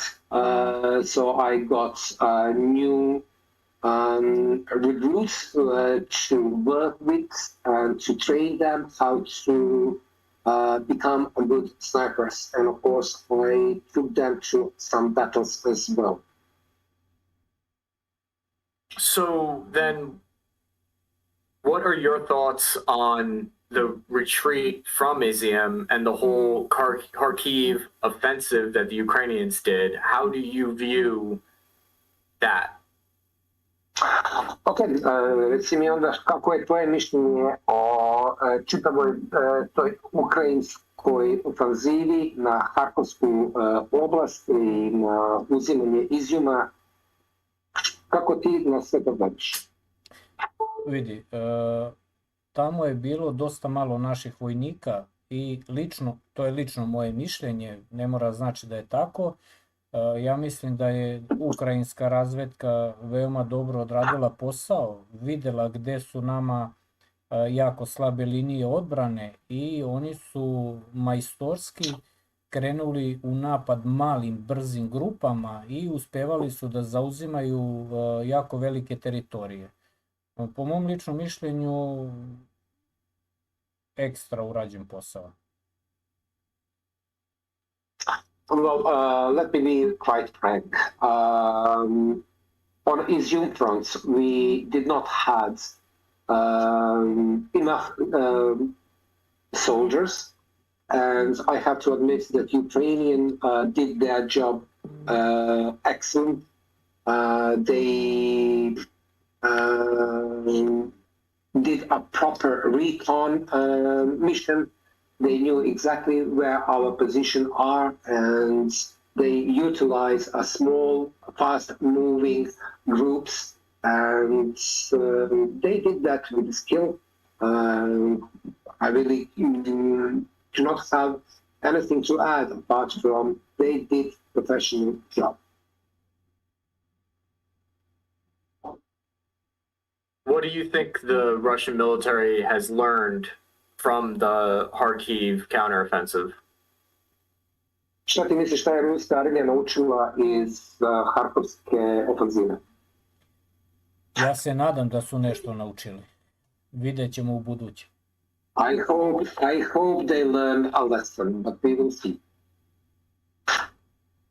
When was the last time you were at the front? Are you now training troops, or have you been on the front lines recently? Kada si posljednji puta bio na frontu, da li ti sada samo učiš vojnike ili sada se odmaraš ili kada si zadnji puta bio na frontu? Pre jedno 20 dana otprilike bio sam ranjen. Na poziciju gde smo mi bili doletela je granata iz teške haubice, nekoliko vojnika je poginulo. Ja sam imao već 8 kontuzija i sad svaka sledeća kontuzija za mene je dosta pogubna. Od tog prileta otkazali su mi noge, jedno pola dana nisu radile, 2 dana sam povraćao i mene su evakuisali u bolnicu. Tako da trenutno sada odmaram i lekari kažu da jedno 2 meseca moram imati strogi odmor. Tako da trenutno nisam na frontu. Last time I was on the front line, that was 20 days ago, and I was wounded then. by the explosion of heavy shell, artillery shell. It was my legs did not work at that time for 2 days. I couldn't even move my legs. I do have a problem with my hearing, and my head was hurting a lot. And they evacuate me into Russia. And ever since I was in the hospital for several days, several weeks to be precise, and they told me that I should recover for at least 2 more months before I will be able to return to France. Did you have reason to believe that that was a NATO 155 round? Da li ti misliš da je to bio NATO 155 mm granata? Vidi, ja sam često bio pod udarima ukrajinske artiljerije, međutim tako moćni udar još nikad nije bio. Tako da lako moguće da je natovska granata, zato što je realno bila jako moćni udar. Well, I was under the Ukrainian artillery not once, and I can vouch that I never ever experienced such explosion prior to this one. So I do believe it is something very powerful, something that I did not encounter before. So therefore, there is a great possibility that it was a NATO shell. I'd like to go back to the Izium front for a second before you left. Can you explain? Ja bih se vratio na Izumski front pre nego što krenemo dalje. Please, carry on. Can you explain your day-to-day life? What was it like on the Izium front? Where were you sleeping? What were you eating? Can you walk me through just what it was like there? Da li možeš da mi opišeš kako je bilo vaše tvoje prebivanje na Izumskom frontu? Znači, gde si spavao, šta si jeo, kako je, uopšte kako je tebi tamo bilo i šta ste vi tamo sve radili? Šta rade specijalne jedinice? Znači idu napred i čiste front. Čisto da bi imao bolje predstavu kako smo mi tamo ratovali, znači ja sam ispalio svega 1 hitac iz snajperske puške, sve ostalo je bilo iz puške koju koriste specijalne jedinice ruske armije. To je puška s prigušivačem zato što su uglavnom bile bliske borbe. To explain to you, I will try to, oh my goodness me, sorry. During my time on Izium front, I fired only 1 shot from my sniper rifle. Rest of it was from machine gun with silencer, with suppressor, specially designed for the special forces of Russia. The name of that weapon is Vintorez, due to the fact that majority of the battles on Izium front was a very close combat. What was the frequency of the combat on the Izium front? Are you engaged daily? Is it weekly? Kakva je bila frekvencija rata na Izumskom frontu? Da li ste vi ratovali svakoga dana ili je to jedan put u toku nedelje ili koliko često se ulazi u borbe? 24 sata, 7 dana u nedelju. 24/7 to be honest with you. Tamo je bila jako silna grupacija ukrajinske armije, bilo je jako mnogo ukrajinske vojske i bilo je jako mnogo ukrajinske artiljerije. I taj deo fronta je specifičan po čemu? Tamo ima jako mnogo šuma, a šume su zapetljane kustarnicima, tako da je jako teško prolaziti, jako je komplikovano ratovati. I njihova artiljerija koja se nalazila na 300-400 metara od nas, minobacačima jednostavno prebacivala do naših pozicija i mi smo nekako sa bokova ulazili, uništavali je. Specifičan teren, jako težak za ratovanje. Izium front is not an easiest place to wage a war due to the fact that terrain is very specific, there is heavy woods over there, which does not allow you to walk freely. We were confronted with huge group of Ukrainian soldiers, and they had excellent artillery support. Predominantly, we had problems with Ukrainian mortars, which were located roughly 300, maybe 400 away from our positions. So we always had to find a different way how to overcome it, how to outflank it, or somehow get from their rear. So it wasn't an easy, it was really hard battles. Situacija se promenila u našu korist kada smo počeli masovno da dobijamo male bespilotnike, znači to su DJ mini, tako mali, koje smo jednostavno iz ruke zapuskali, dizali smo ga da vidi za tom zeljonkom i onda smo mogli da navodimo našu artiljeriju. Do tada je bilo jako, jako komplikovano. At one point we start to get a small DJR mini drones, and that helped us a lot. That pretty much saved a lot of lives due to the fact that we were able to release them out of our hands just to go ahead of our position for, let's say, a couple hundred meters. We can see is there any enemy in those woodlands, and it's make our life much more bearable. What was your greatest concern when you're on the front there? Koji je tvoje bilo najveći možda strah ili čega si se concern može biti oko čega si se najviše brinuo dok si bio tamo? Did you have were there HIMARS rockets? You have an experience facing them? Da li si kada pao pod hajmare, da te hajmar zgađao, da li imaš takvih nekih iskustava? Ja inače, za mene kažu da, kako kažu Rusi, nema čoveka koji se ne boji. Ako se ne bojiš, ili lažeš ili si lud. Ja sam verovatno lud, pošto se ne bojim, realno se ne bojim ničega. To be honest with you, I was not concerned about anything. The Russian used to say there is no person who is not scared. The only person who is not scared is either crazy or he doesn't know what does he talk about. But nevertheless, I really did not have any concerns while I was there. Pod Hajmerse nisam popao ni jednom, zato što Hajmersi uglavnom svi tuku po civilnim ciljevima.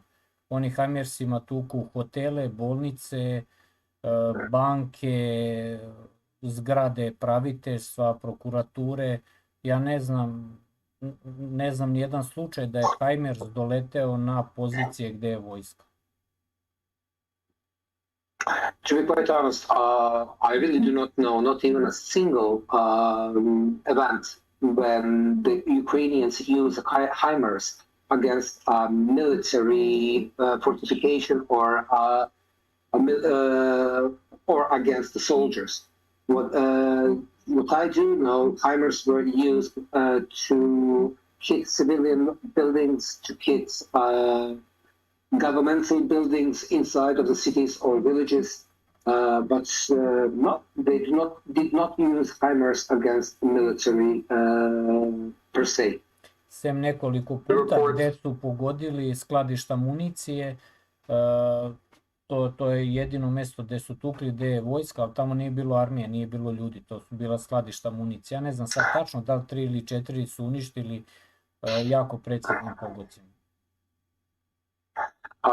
I have to be also very honest, they definitely did destroy some ammunition depots. I don't know, is it 4 or 5? They were quite successful in striking those depots with HIMARS. But then again, as you do know, the ammunition depot are not moving targets. There's definitely not loads of infantry or any other military equipment nearby. Depot is a depot. Since you bring up shelling of civilian centers. Of course, I have to mention there are the reports that I'm aware of the Russian military essentially flattening towns and cities and indiscriminate rocket fire. Kada se već počeo da pričaš o civilnim napadima na civilne objekte, mi imamo dosta izveštaja gdje se govori da su Rusi potpuno srušili gradove, uništili sve civilne objekte. Šta ti misliš o tome? Vidi, kad se vodi rat, znači za neki grad, kad se neki grad oslobađa ili zauzima, svaki objekat gdje se nalazi vojska više nije civilni objekat. I na primjer, čisto da bi vi mogli da uporedite, kada Ukrajinci kažu da je ruska armija visokotačnim raketama pogodila školu gdje se nalazili civili, oni nikad ne pokazuju te civile koji su poginuli, zato što ih nema, tamo su poginuli vojnici.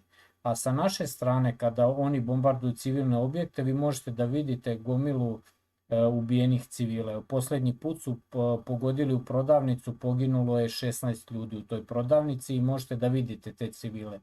Razlika, ako hoćete da saznate istinu, onda jednostavno zađite na internet i pogledate. Ne postoje video snim. Ja ne kažem da naši nisu pogodili negdje gdje su bili civili. To je rat.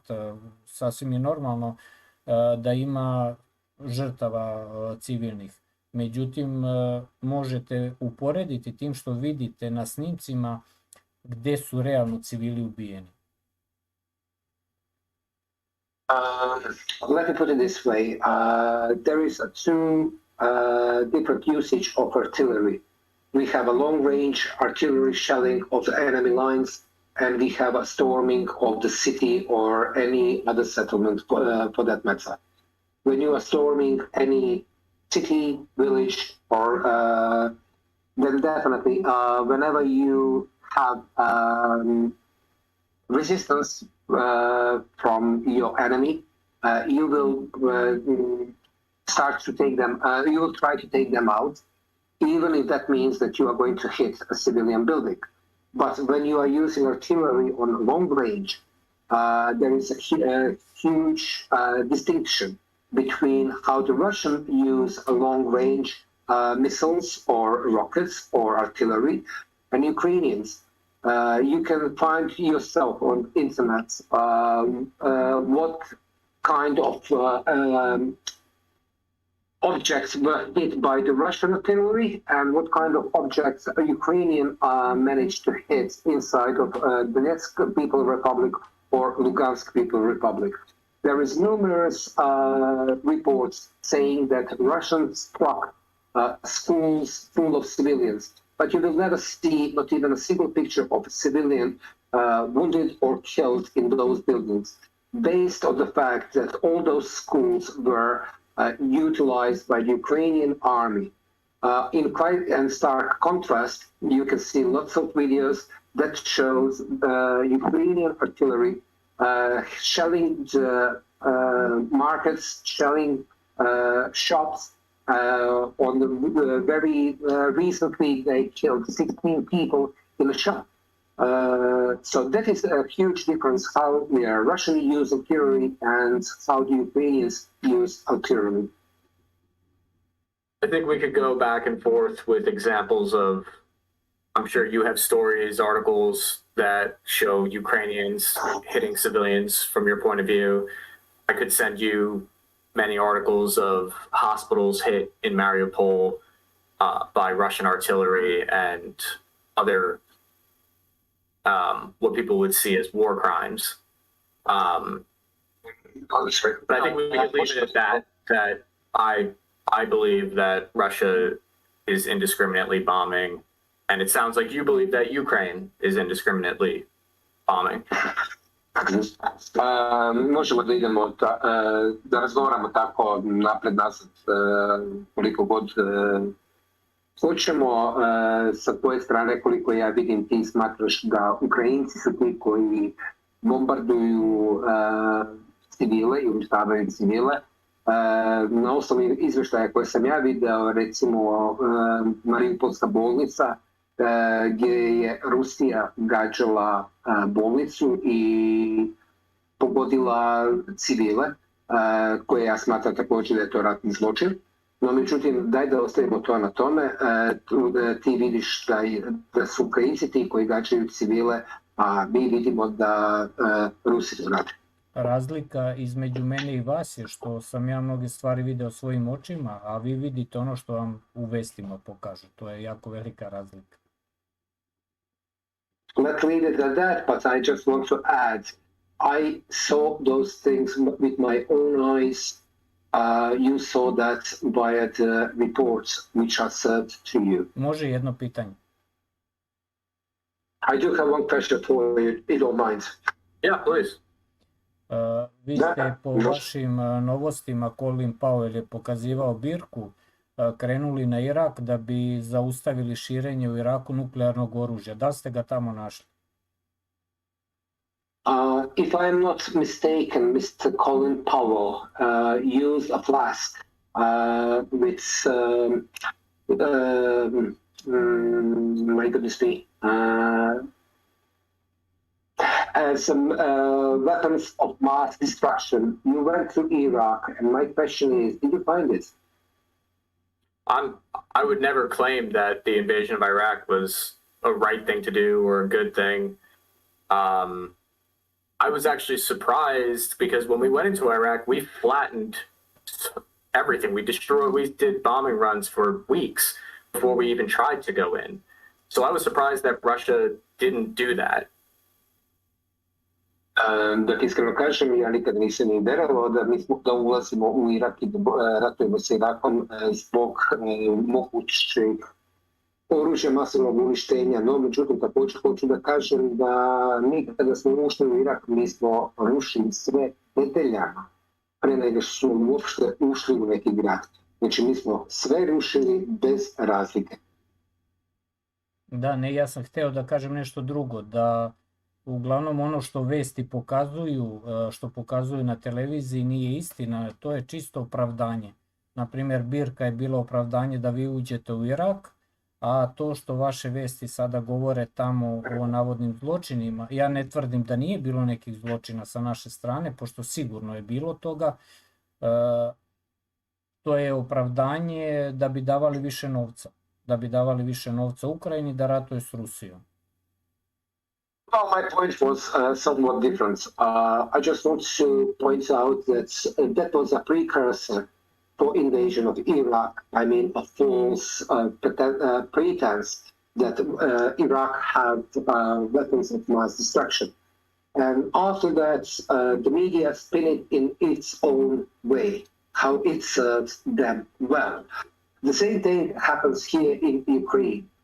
So they are trying to portray Russia as a boogeyman, as bloodthirsty animals, only to achieve their own goals, such as send more money and send more armament to Ukraine. I think we're both vulnerable to the effects of propaganda, right? Where a lot of troops going into Iraq thought that there were weapons of mass destruction there, and then it turned out that that was a lie. I would posit to you that it's just as likely that you're under a lot of influence from Russia, and it could one day turn out that a lot of soldiers feel that they were lied to in the invasion in Ukraine.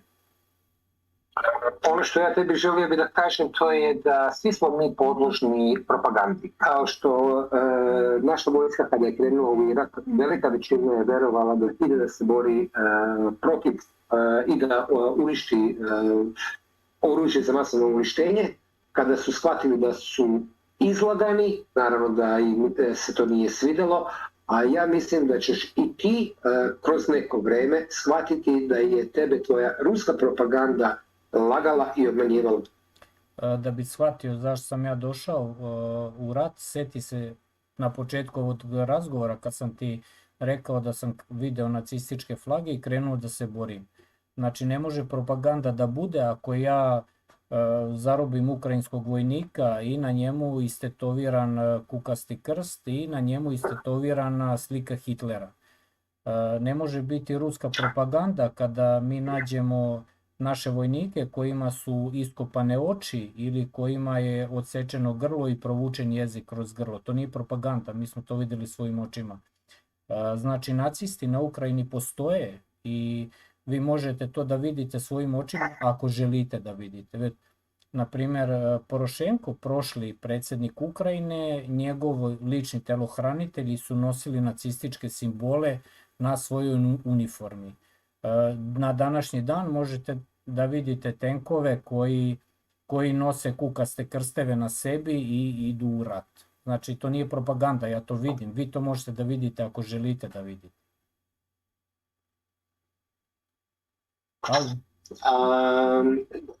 Yes, in regards to propaganda, please do remember when we started our conversation, I told you that I saw by my own eyes the Nazi flags, the Nazi propaganda, the Nazi people.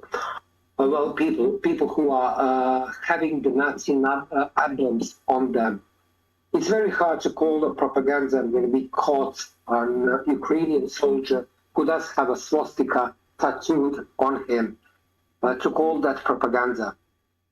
It's very hard to call a propaganda when you come next to a bridge, find your fellow soldiers with eyes removed, when you see that they slit his throat, they cut his tongue and push it, shove it into that throat.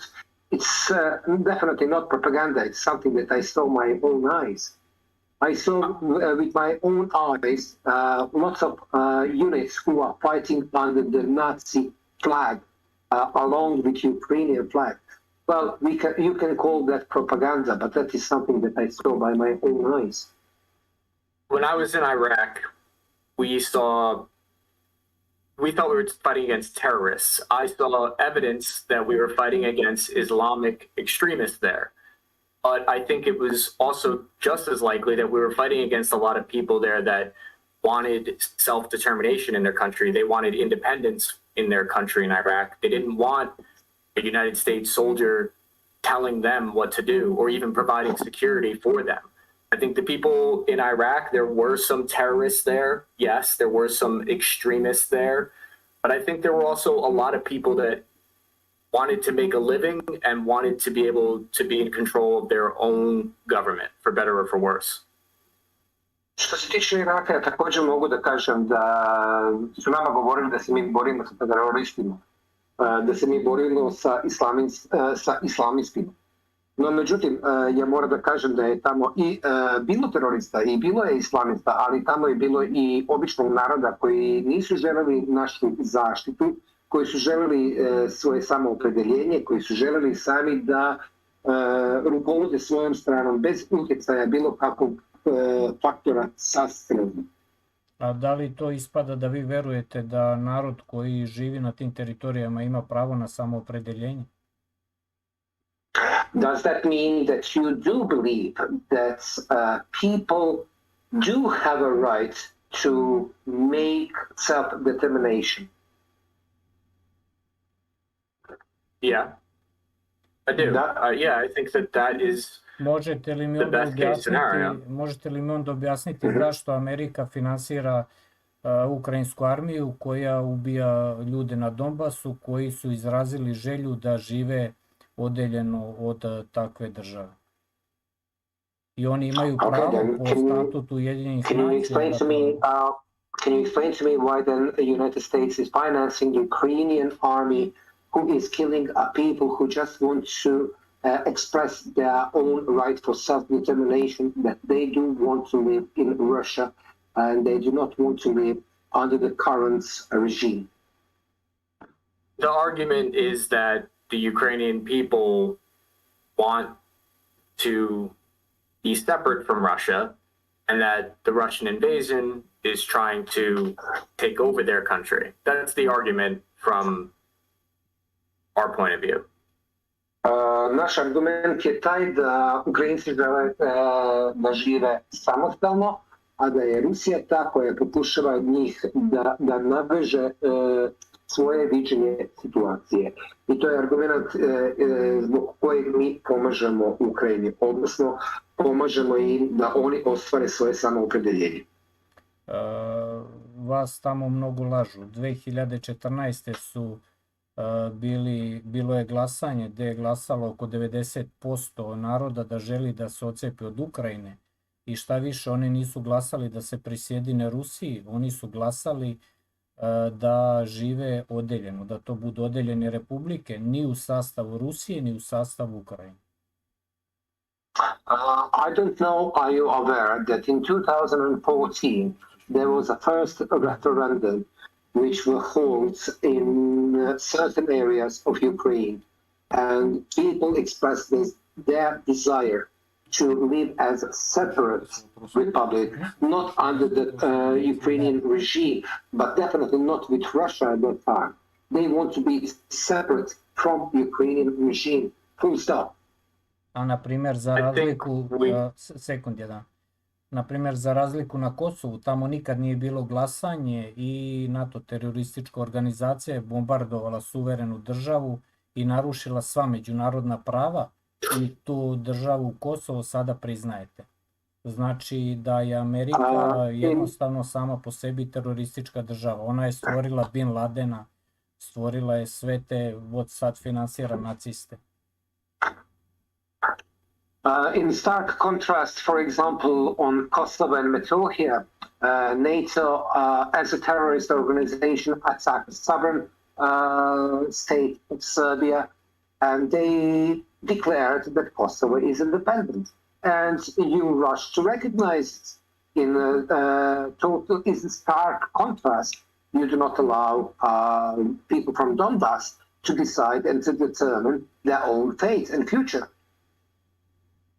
I think if we get in the weeds about what referendum is valid and which one's not, or what country is allowing other countries to be independent or not, we get into the weeds about that, I don't think this will be productive.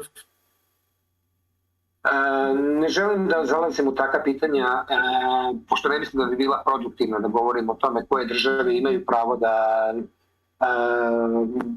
ostvaraju svoje referendume, a ko ne, da li je referendum legalan, da li je nije, da li je sproveden po pravilima, da li nije sproveden po pravilima. Nikakva produktivnost iz takvog razgovora neće se stvoriti. Because then we could start going back to the Soviet Union providing support to Vietnam against America fighting in Vietnam. We could keep going back and forth. I onda možemo recimo da se vratimo na Sovjetski savez, kada je Sovjetski savez pomagao Vijetnamu da se bori protiv Amerike, a možda odemo na neko drugo ratište gdje je neko drugi pomagao nego drugo. But I'm very curious about your personal experience as a soldier, and I really want to hear more about your experiences as a soldier. Ono što mene najviše zanima je tvoje iskustvo kao vojnika i kako je tvoje viđenje situacije kao vojnika u ovom ratu. Vidi, da bi veliki problem zapada, znači civila uopšte na zapadu, je u tome što sve gledaju tako kao što vi sada govorite. Vi gledate površno, nećete da shvatite realnu situaciju i zbog čega neke stvari proishode. I to je osnovni problem zašto se dešavaju takve stvari kao što je rat na Ukrajini. There is a certain problem that we can see that really do exist in Western cultures. In our minds, you are just looking at the stuff superficial from the outside of it. You never try to dig deeper to understand the root of the problem. But the root by itself is there. And if you do not remove the root of the problem, it will keep reappearing itself. So you believe the root of the problem is that NATO doesn't allow countries to have self-determination? If that's the argument, then I would say, and a lot of times they don't, and a lot of times Russia doesn't, and China doesn't. The superpowers are not interested in smaller countries. Sorry, I'll stop. Ako ćemo da krenemo takvom logikom, onda možemo da kažemo da NATO ne dozvoljava određenim zemljama da napravi samoopredjeljenje, a ujedno ja bih dodao i argument da i Sovjetski savez nije dozvoljavao nekim državama samoopredjeljenje. Kina ne dozvoljava samoopredjeljenje. Znači možemo da kažemo da velike države, supersile, ne dozvoljavaju određenim teritorijama da imaju svoje samoopredjeljenje. There were oil interests in Iraq that the United States wanted to secure. I think that's why they went there. I think there's a lot of similar economic interests for Russia in Ukraine. Recimo, jedan od razloga koje ja mislim zbog čega je Amerika ušla u rat u Irak, to je da bi se obezbedila nafta za Sjedinjene Američke Države. Također ja mislim da Rusija ima nekih drugih ekonomskih ciljeva u ovom ratu sa Ukrajinom. Verovatno da ima nekih ekonomskih ciljeva, međutim Rusija je prosto ogromna država i Rusiju su ovaj rat uvukli. Znači Rusija nije htela rat, Vladimir Putin je već 10 godina ugovarao kako i Ukrajinu, tako i Zapad da poštuju neka određena pravila i da rata neće biti. Kad je već Rusija saterana u ćošak, morala je da uđe u rat. Što se tiče nafte, gasa, Rusija toga ima koliko hoćete, tako da je to za ništa ne treba. You have to understand one thing, the Russia by itself have massive lands, square footage. So therefore, Russia by itself definitely does not need any additional piece of land per se. But you might be right. It could be some sort of economical reason behind the Russian intervention over there. But please do bear in mind that for the last 10 years, President Vladimir Putin did warn West not to push with the expansion of NATO to Russian borders. And if they just listen to him, there will be no war. But they disagreed and disregard all his pleadings to stop with expansion. And therefore, Russia was forced to enter into this war. Po meni lično najveća korist Rusije u ovom ratu je u tome što je izašla na video, izašla je na površinu dosta velika korupcija koja je bila i u armiji i među političarima.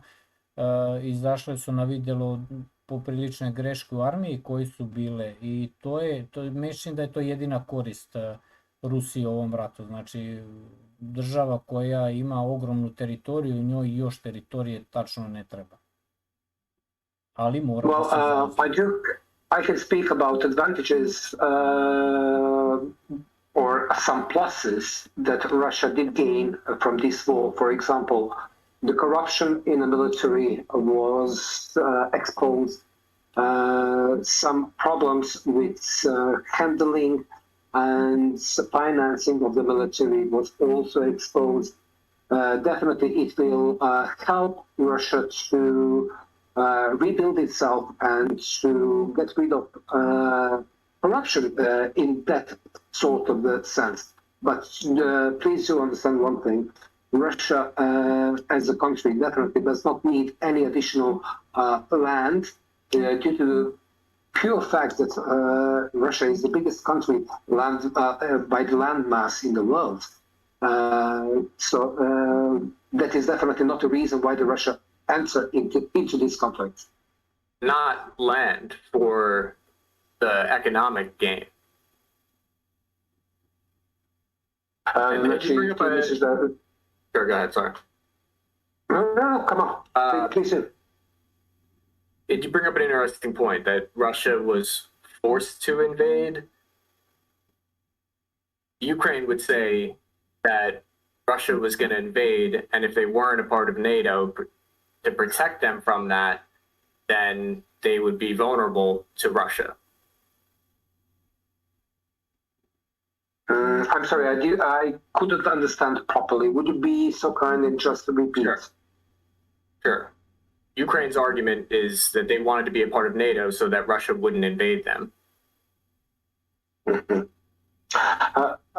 Jedan od razloga zbog čega je Ukrajina i govorila zašto želi da postane članom NATO-a, to je da bi se izbjegla mogućnost da bi Rusija napala, odnosno okupirala.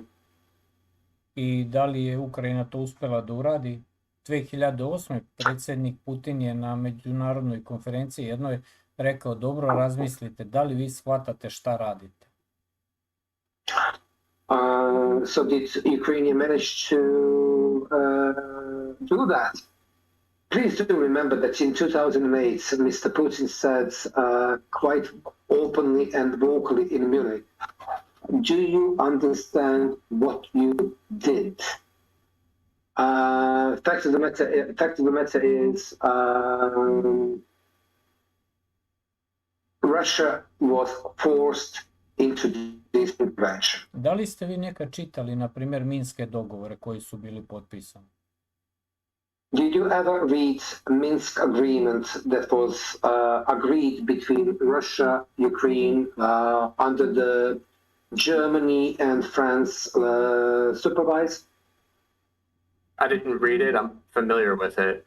But I fear that if we get too deep into the politics of it, that it's not going to be productive. Like you said, we're soldiers, and I feel like there's more to be gained from talking about your experience as a soldier. I do have one question, Chris, if I may. I'm wondering what his opinion is. Like, in his opinion, what is the end game for Russia? Will they stop with the Donetsk, Luhansk? Or in his mind, is all of Ukraine a part of Russia in his mind? Or is there a line in which he feels that they should stop? I guess is my question. Ok, znači prvo što ti Chris rekao, Chris kaže, znaš, počnemo sa politikom, to baš ti neće dobro da bude produktivno i neće baš da bude dobro, ipak smo mi vojnici i ja mislim da bi mogli da govorimo više toga što se tiče vojničkog, a ne političkog. I sada dolazi pitanje od njegovog kolege koji kaže koja je linija ta koja Rusija želi da napravi. Da li je to prisjedinjenje Donjecka, Luganska ili možda neka druga linija koju Rusija želi da ostvari, odnosno teritoriju da oslobodi, i kako ti misliš, čime se to treba sve da završi? Zašto sam ja pitao za minske dogovore? Znači ja kao vojnik sam bio jako razočaran kao i većina građana Donjecke i Luganske republike zato što je sa potpisivanjem minskih dogovora Ukrajincima data mogućnost da im se vrati sva teritorija Donjecke i Luganske oblasti. Jedino što je trebalo to je da pristanu da ne budu u NATO. Well, the reason why I asked you in regards to Minsk agreement is because that I, as a soldier, was quite disappointed by the wording of a Minsk agreement due to the fact that all those regions supposed to become part of Ukraine again. And that Ukraine is going to maintain the full sovereignty over the Donetsk and Lugansk region as a whole. A što se tiče granica, ja lično moje mišljenje, znači Rusija je rekla da će ići na potpunu denacifikaciju, to znači da treba da se uništi u potpunosti ukrajinska armija.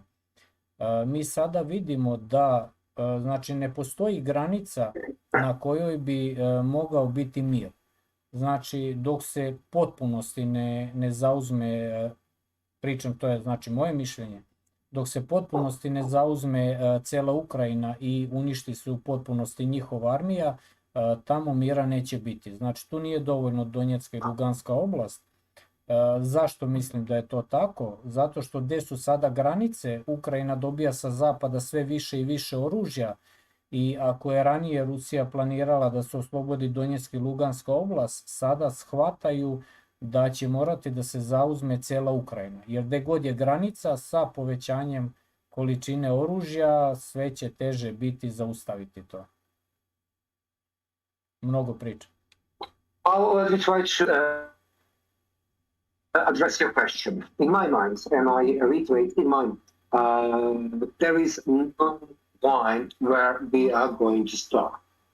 Due to the fact that one of the goals of this special military operation was denazification and demilitarization of Ukraine, there is no certain line where we can say that if we get to that line, there will be no more danger either for Donetsk, Lugansk, or other regions, or for Russia itself.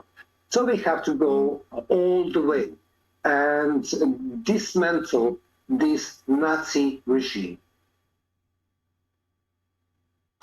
Is there more that you're going to translate, or can I ask one more question? Yeah. So in his mind, when does he think, how does he think this will end? Does he think that Russia will eventually invade the entirety of Ukraine? Pitanje je za tebe, znači kako ti misliš kako će se to završiti? Da li ti misliš da će Rusija da okupira kompletnu Ukrajinu? Ja mislim da će Rusija da oslobodi celu Ukrajinu. Well, I believe that Russia is going to liberate the whole Ukraine.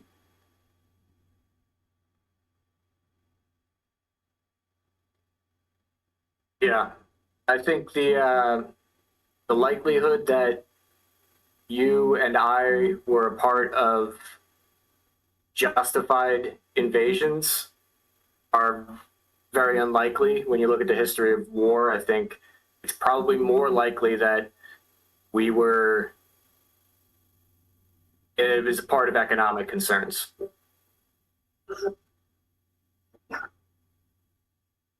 I'm sorry, would you be so kind and just repeat, because I really didn't catch your words.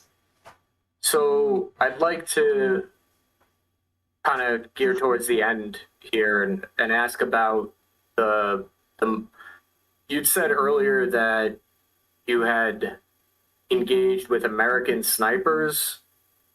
Did you have evidence that you fought against American snipers? Ti si rekao da si bio, da si ratovao sa američkim snajperima. Da li imaš bilo kakav dokaz da si ti ratovao sa američkim snajperistima? Da, bio sam uzeo opredeljena sredstva njihova koja su bila tamo, neka dokumenta od Amerikanaca, od Finaca, od Nemaca, i to je bilo predano mojem komandiru. Za Amerikance ne znam ništa, mi nisu rekli konkretno ko su i šta su. Za Fince su rekli da su to bili dosta bogati ljudi, verovatno su dolazili tamo na safari. Uzeo sam bio neku stvar koju ja nisam znao da koristim, znači to je bilo ovako nešto četvrtasto, i kad su Rusi videli da to je jednostavno stajalo kod mene na prozoru, kad su videli u jednom od mojih intervjua da to stoji, rekli su da će doći da preuzmu i da mi daju šta god ja hoću. Prosio sam 2 teplovizora za to, došli su, uzeli, a teplovizore tako nisam ni dobio. Well, facts of the matter in regards to that American sniper group that he was referring to, yes, I did collect some documents out of those people that we managed to take out. Some of them had American documents on themselves. Some of them had the Finnish from Finland. Some of them were Germans. I do not know what is the background of American citizens. I do know that Finnish people were quite wealthy, at least those are the information that I received. So it looks like that they arrived on safari. I also took some equipment from them, including one box. Well, it looked like a box, and I really didn't know what that is. And while I was giving an interview over the YouTube, I do believe, they saw it and they came to pick it up from me. They promised to give me 2 thermal vision scopes, but I never received anything back. And they were quite excited to get that box off me. I mean, that device, which is look like a box, sorry. How do you feel the mobilization is going to change things for the war? Kako misliš, kako će mobilizacija promijeniti tog rata? Ja sad pričam, to je moje lično mišljenje, da je mobilizacija, to je više tako, Rusija hoće više da pokaže koliko je ozbiljna. Rusija ima sasvim dovoljno vojnika da nema potrebe da mobiliše ljude. Međutim, ja mislim da je to, daj prevedi pa ću dalje. In my mind, Russia definitely does not have any need to go with a mobilization due to the fact that Russia definitely does have more than enough military conscripts, not conscripts, sorry, soldiers who are under the contract. But then again, I do believe that Russia just wants to show their seriousness, that they are resolute to resolve this problem once for all. Ljudi u Rusiji su bili mnogo ljuti zato što mi vodimo specijalnu vojnu operaciju, a Ukrajina i ceo NATO pakt u stvari ratuje protiv Rusije. Znači nije nikakva tajna da se koriste sateliti, svi mogući sateliti i Amerike i Engleske i svih, i narod jednostavno u Rusiji je već počeo da se buni, tražili su da se pokrene ta mobilizacija. Naravno ima onih koji begaju, ali... Fact of the matter is, the Russian population were sick and tired watching on the situation that develops in Ukraine, that we are having the special military operation and against us is the Ukraine and the whole NATO.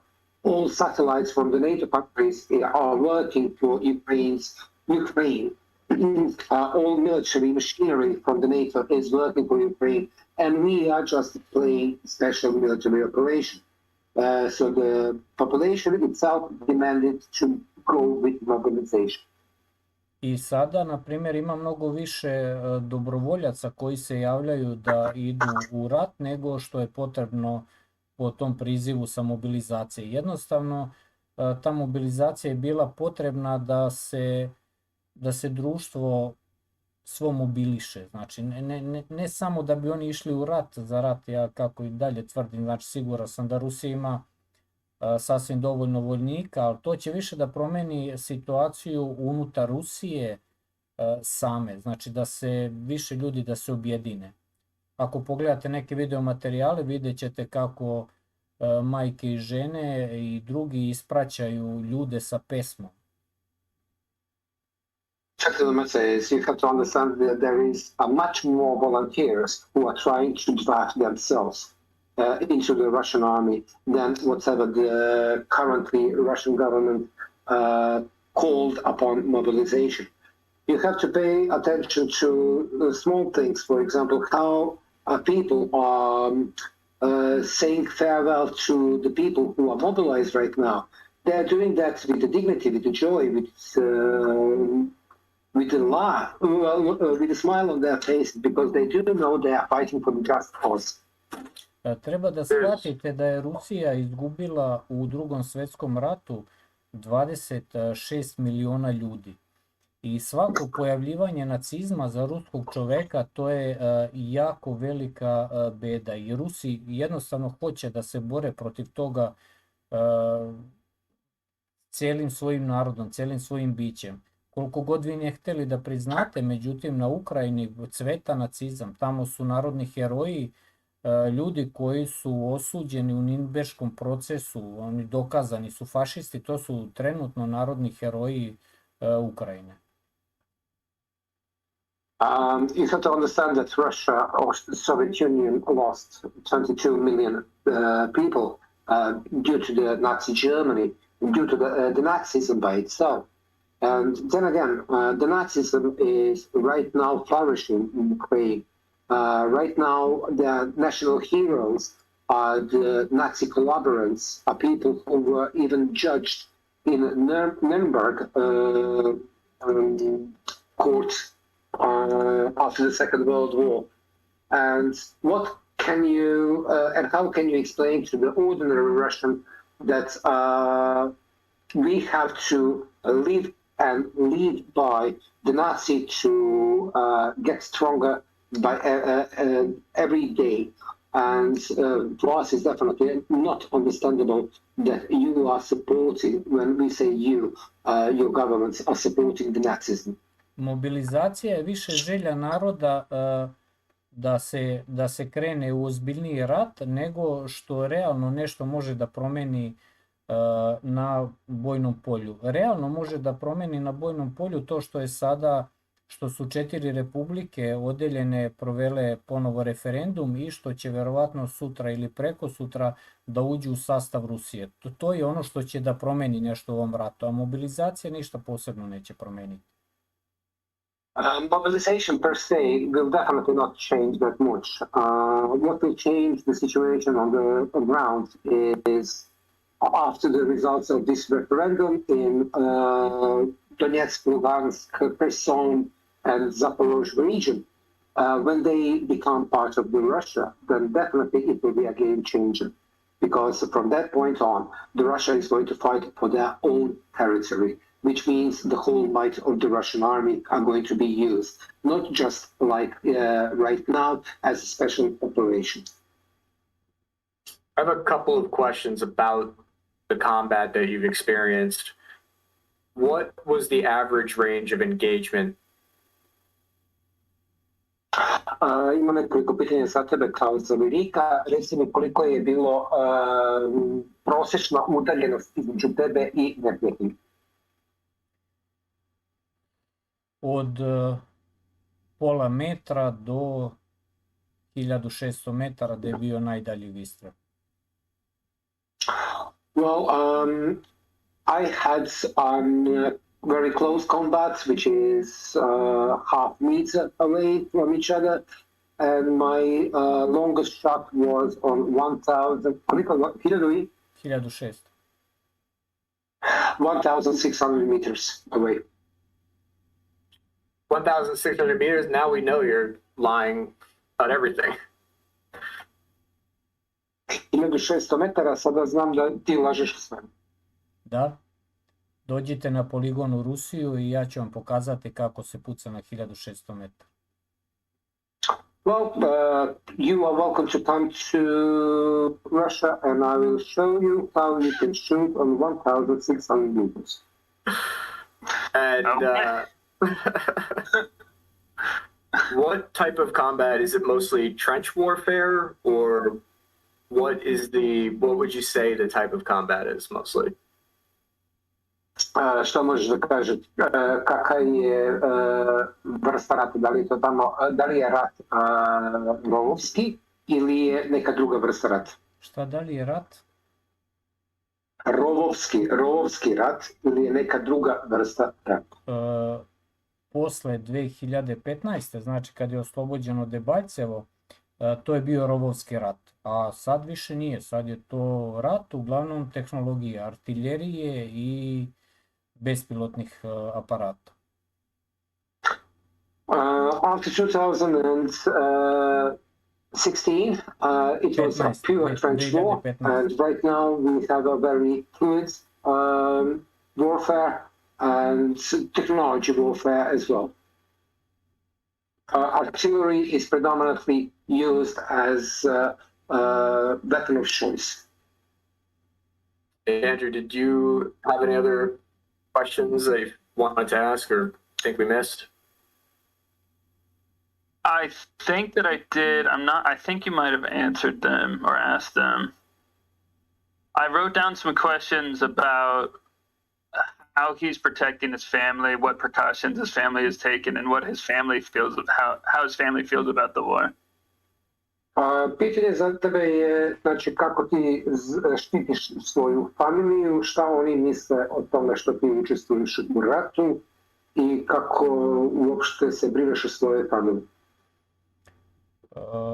Ja živim u opredeljenom mestu koje je dosta zaštićeno, to je prvo, a što se tiče familije, već sam rekao da ja ovdje imam privatnu firmu, dok sam ja bio u ratu, žena je radila i dobar deo tog novca je odlazio na pomoć Donjeckoj republici. Ja imam tamo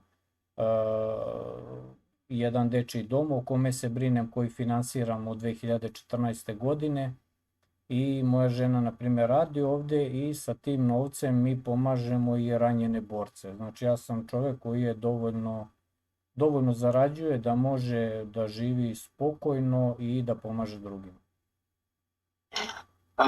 Can you hear me? Yeah, I can hear you. Okay. Fact of the matter is, I lived in Russia, and my neighborhood is quite safe, so therefore I do not have any problem in regards to security of my family. In relation to how do I support my family, well, I believe I told you that I do have my own company. It's, can call that a meat processing company. Of course, I do have my small farm, and I'm using that as raw material to create a meat for the reselling. And my wife just continued that work, and that is the way how we finance ourselves. Nevertheless, I also have one orphanage which is under my wing, and I am doing my best in order to keep them fed and clothed, and to provide them the roof over their heads.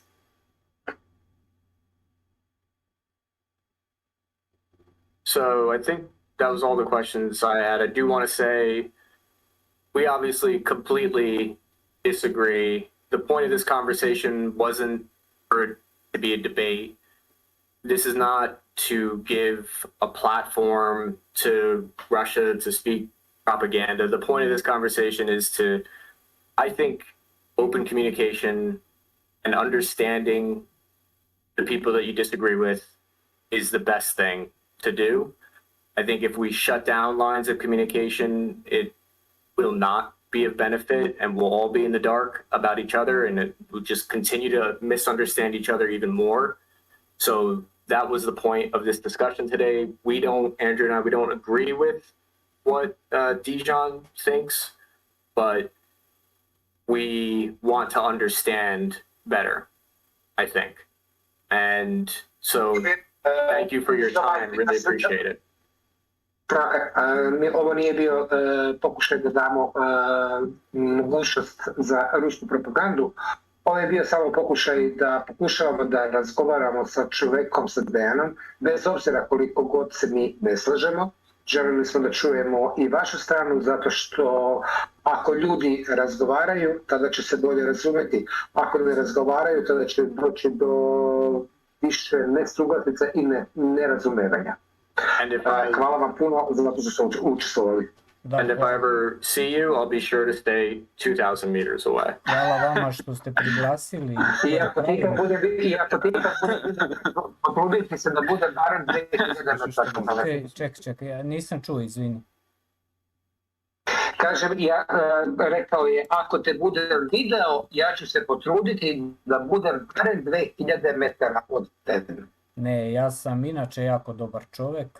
I ako gađaš na 1600 da ga ne pogodiš ponovo? Ne, a to je bio jedan vistrel i to je bila puška Sumrak, 408 kalibar. Inače sa tom puškom je postavljen svetski rekord na 3500 metara. Ništa nisam čuo. Rekao, to je bila puška proizvodnje Labaje. Ništa nisam čuo. Jel me čuješ sad? Ljoša, šta čačkaš? Ničo se. Ne, kako si počeo da diraš, tako ne radi. Jel čuješ sad? Is it breaking up for you too? Jel čuješ sad? Yes. Alo? Wait, hold on, Dejan. Jel me čuješ? Kako si kliknuo? Tako se... Ne, ništa nisam čuo. Jel me sad čuješ? Ništa nisam čuo. Sad, jel me čuješ?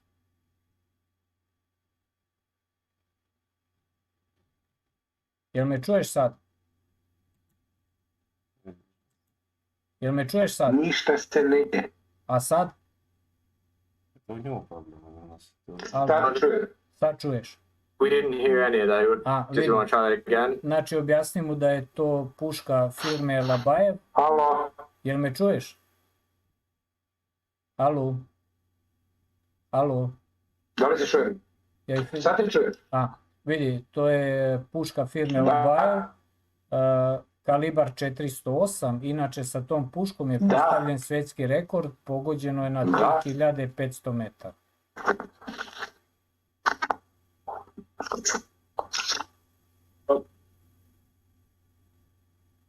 Ne, jako loše da čujem. Pozdravi ih u moje ime pa se čujemo ponovo ako budu želeli da razgovaraju. Na jego strane problem, nie na naszej. Ne, prekidaš.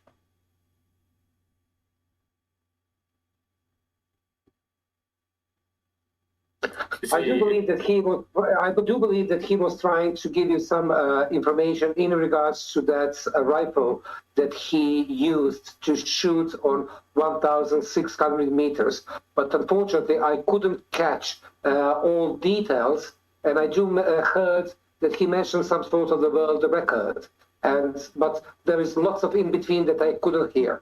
Yeah, it was breaking up there. Kad se vidimo, pićemo kafu, kaže. Right now, lads, you just get an invitation to have to grab a cup of coffee together. I jedan američki snajperista je izrazio želju. Starbucks! Get some Starbucks? Chef's kiss. Jedan američki snajperista izrazio želju da dođe u goste. Ja mislim da će doći u goste. Closing thing that he wants to say?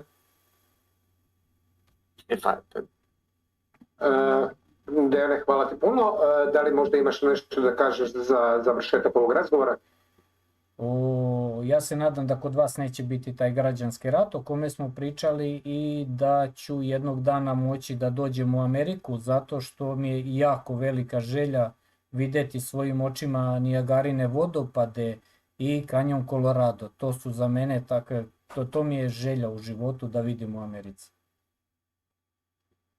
To be quite honest, I really do hope that there will be no civil war in the United States, regardless of whatever is spreading all over the news.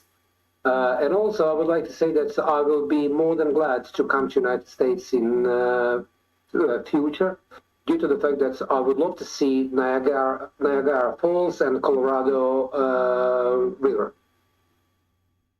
I always wanted to see Moscow one day, but it seems like that might not ever be a possibility. But hopefully there is peace very soon, and hopefully we can go back to the way things were before.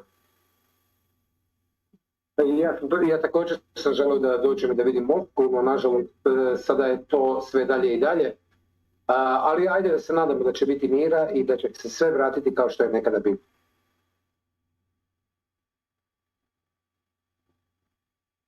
Thank you very much. Take care. Thank you, Zoran, for the great translating. We really appreciate it. Yeah, thank you very much. Oh, you are more than welcome, lads. Have a nice day.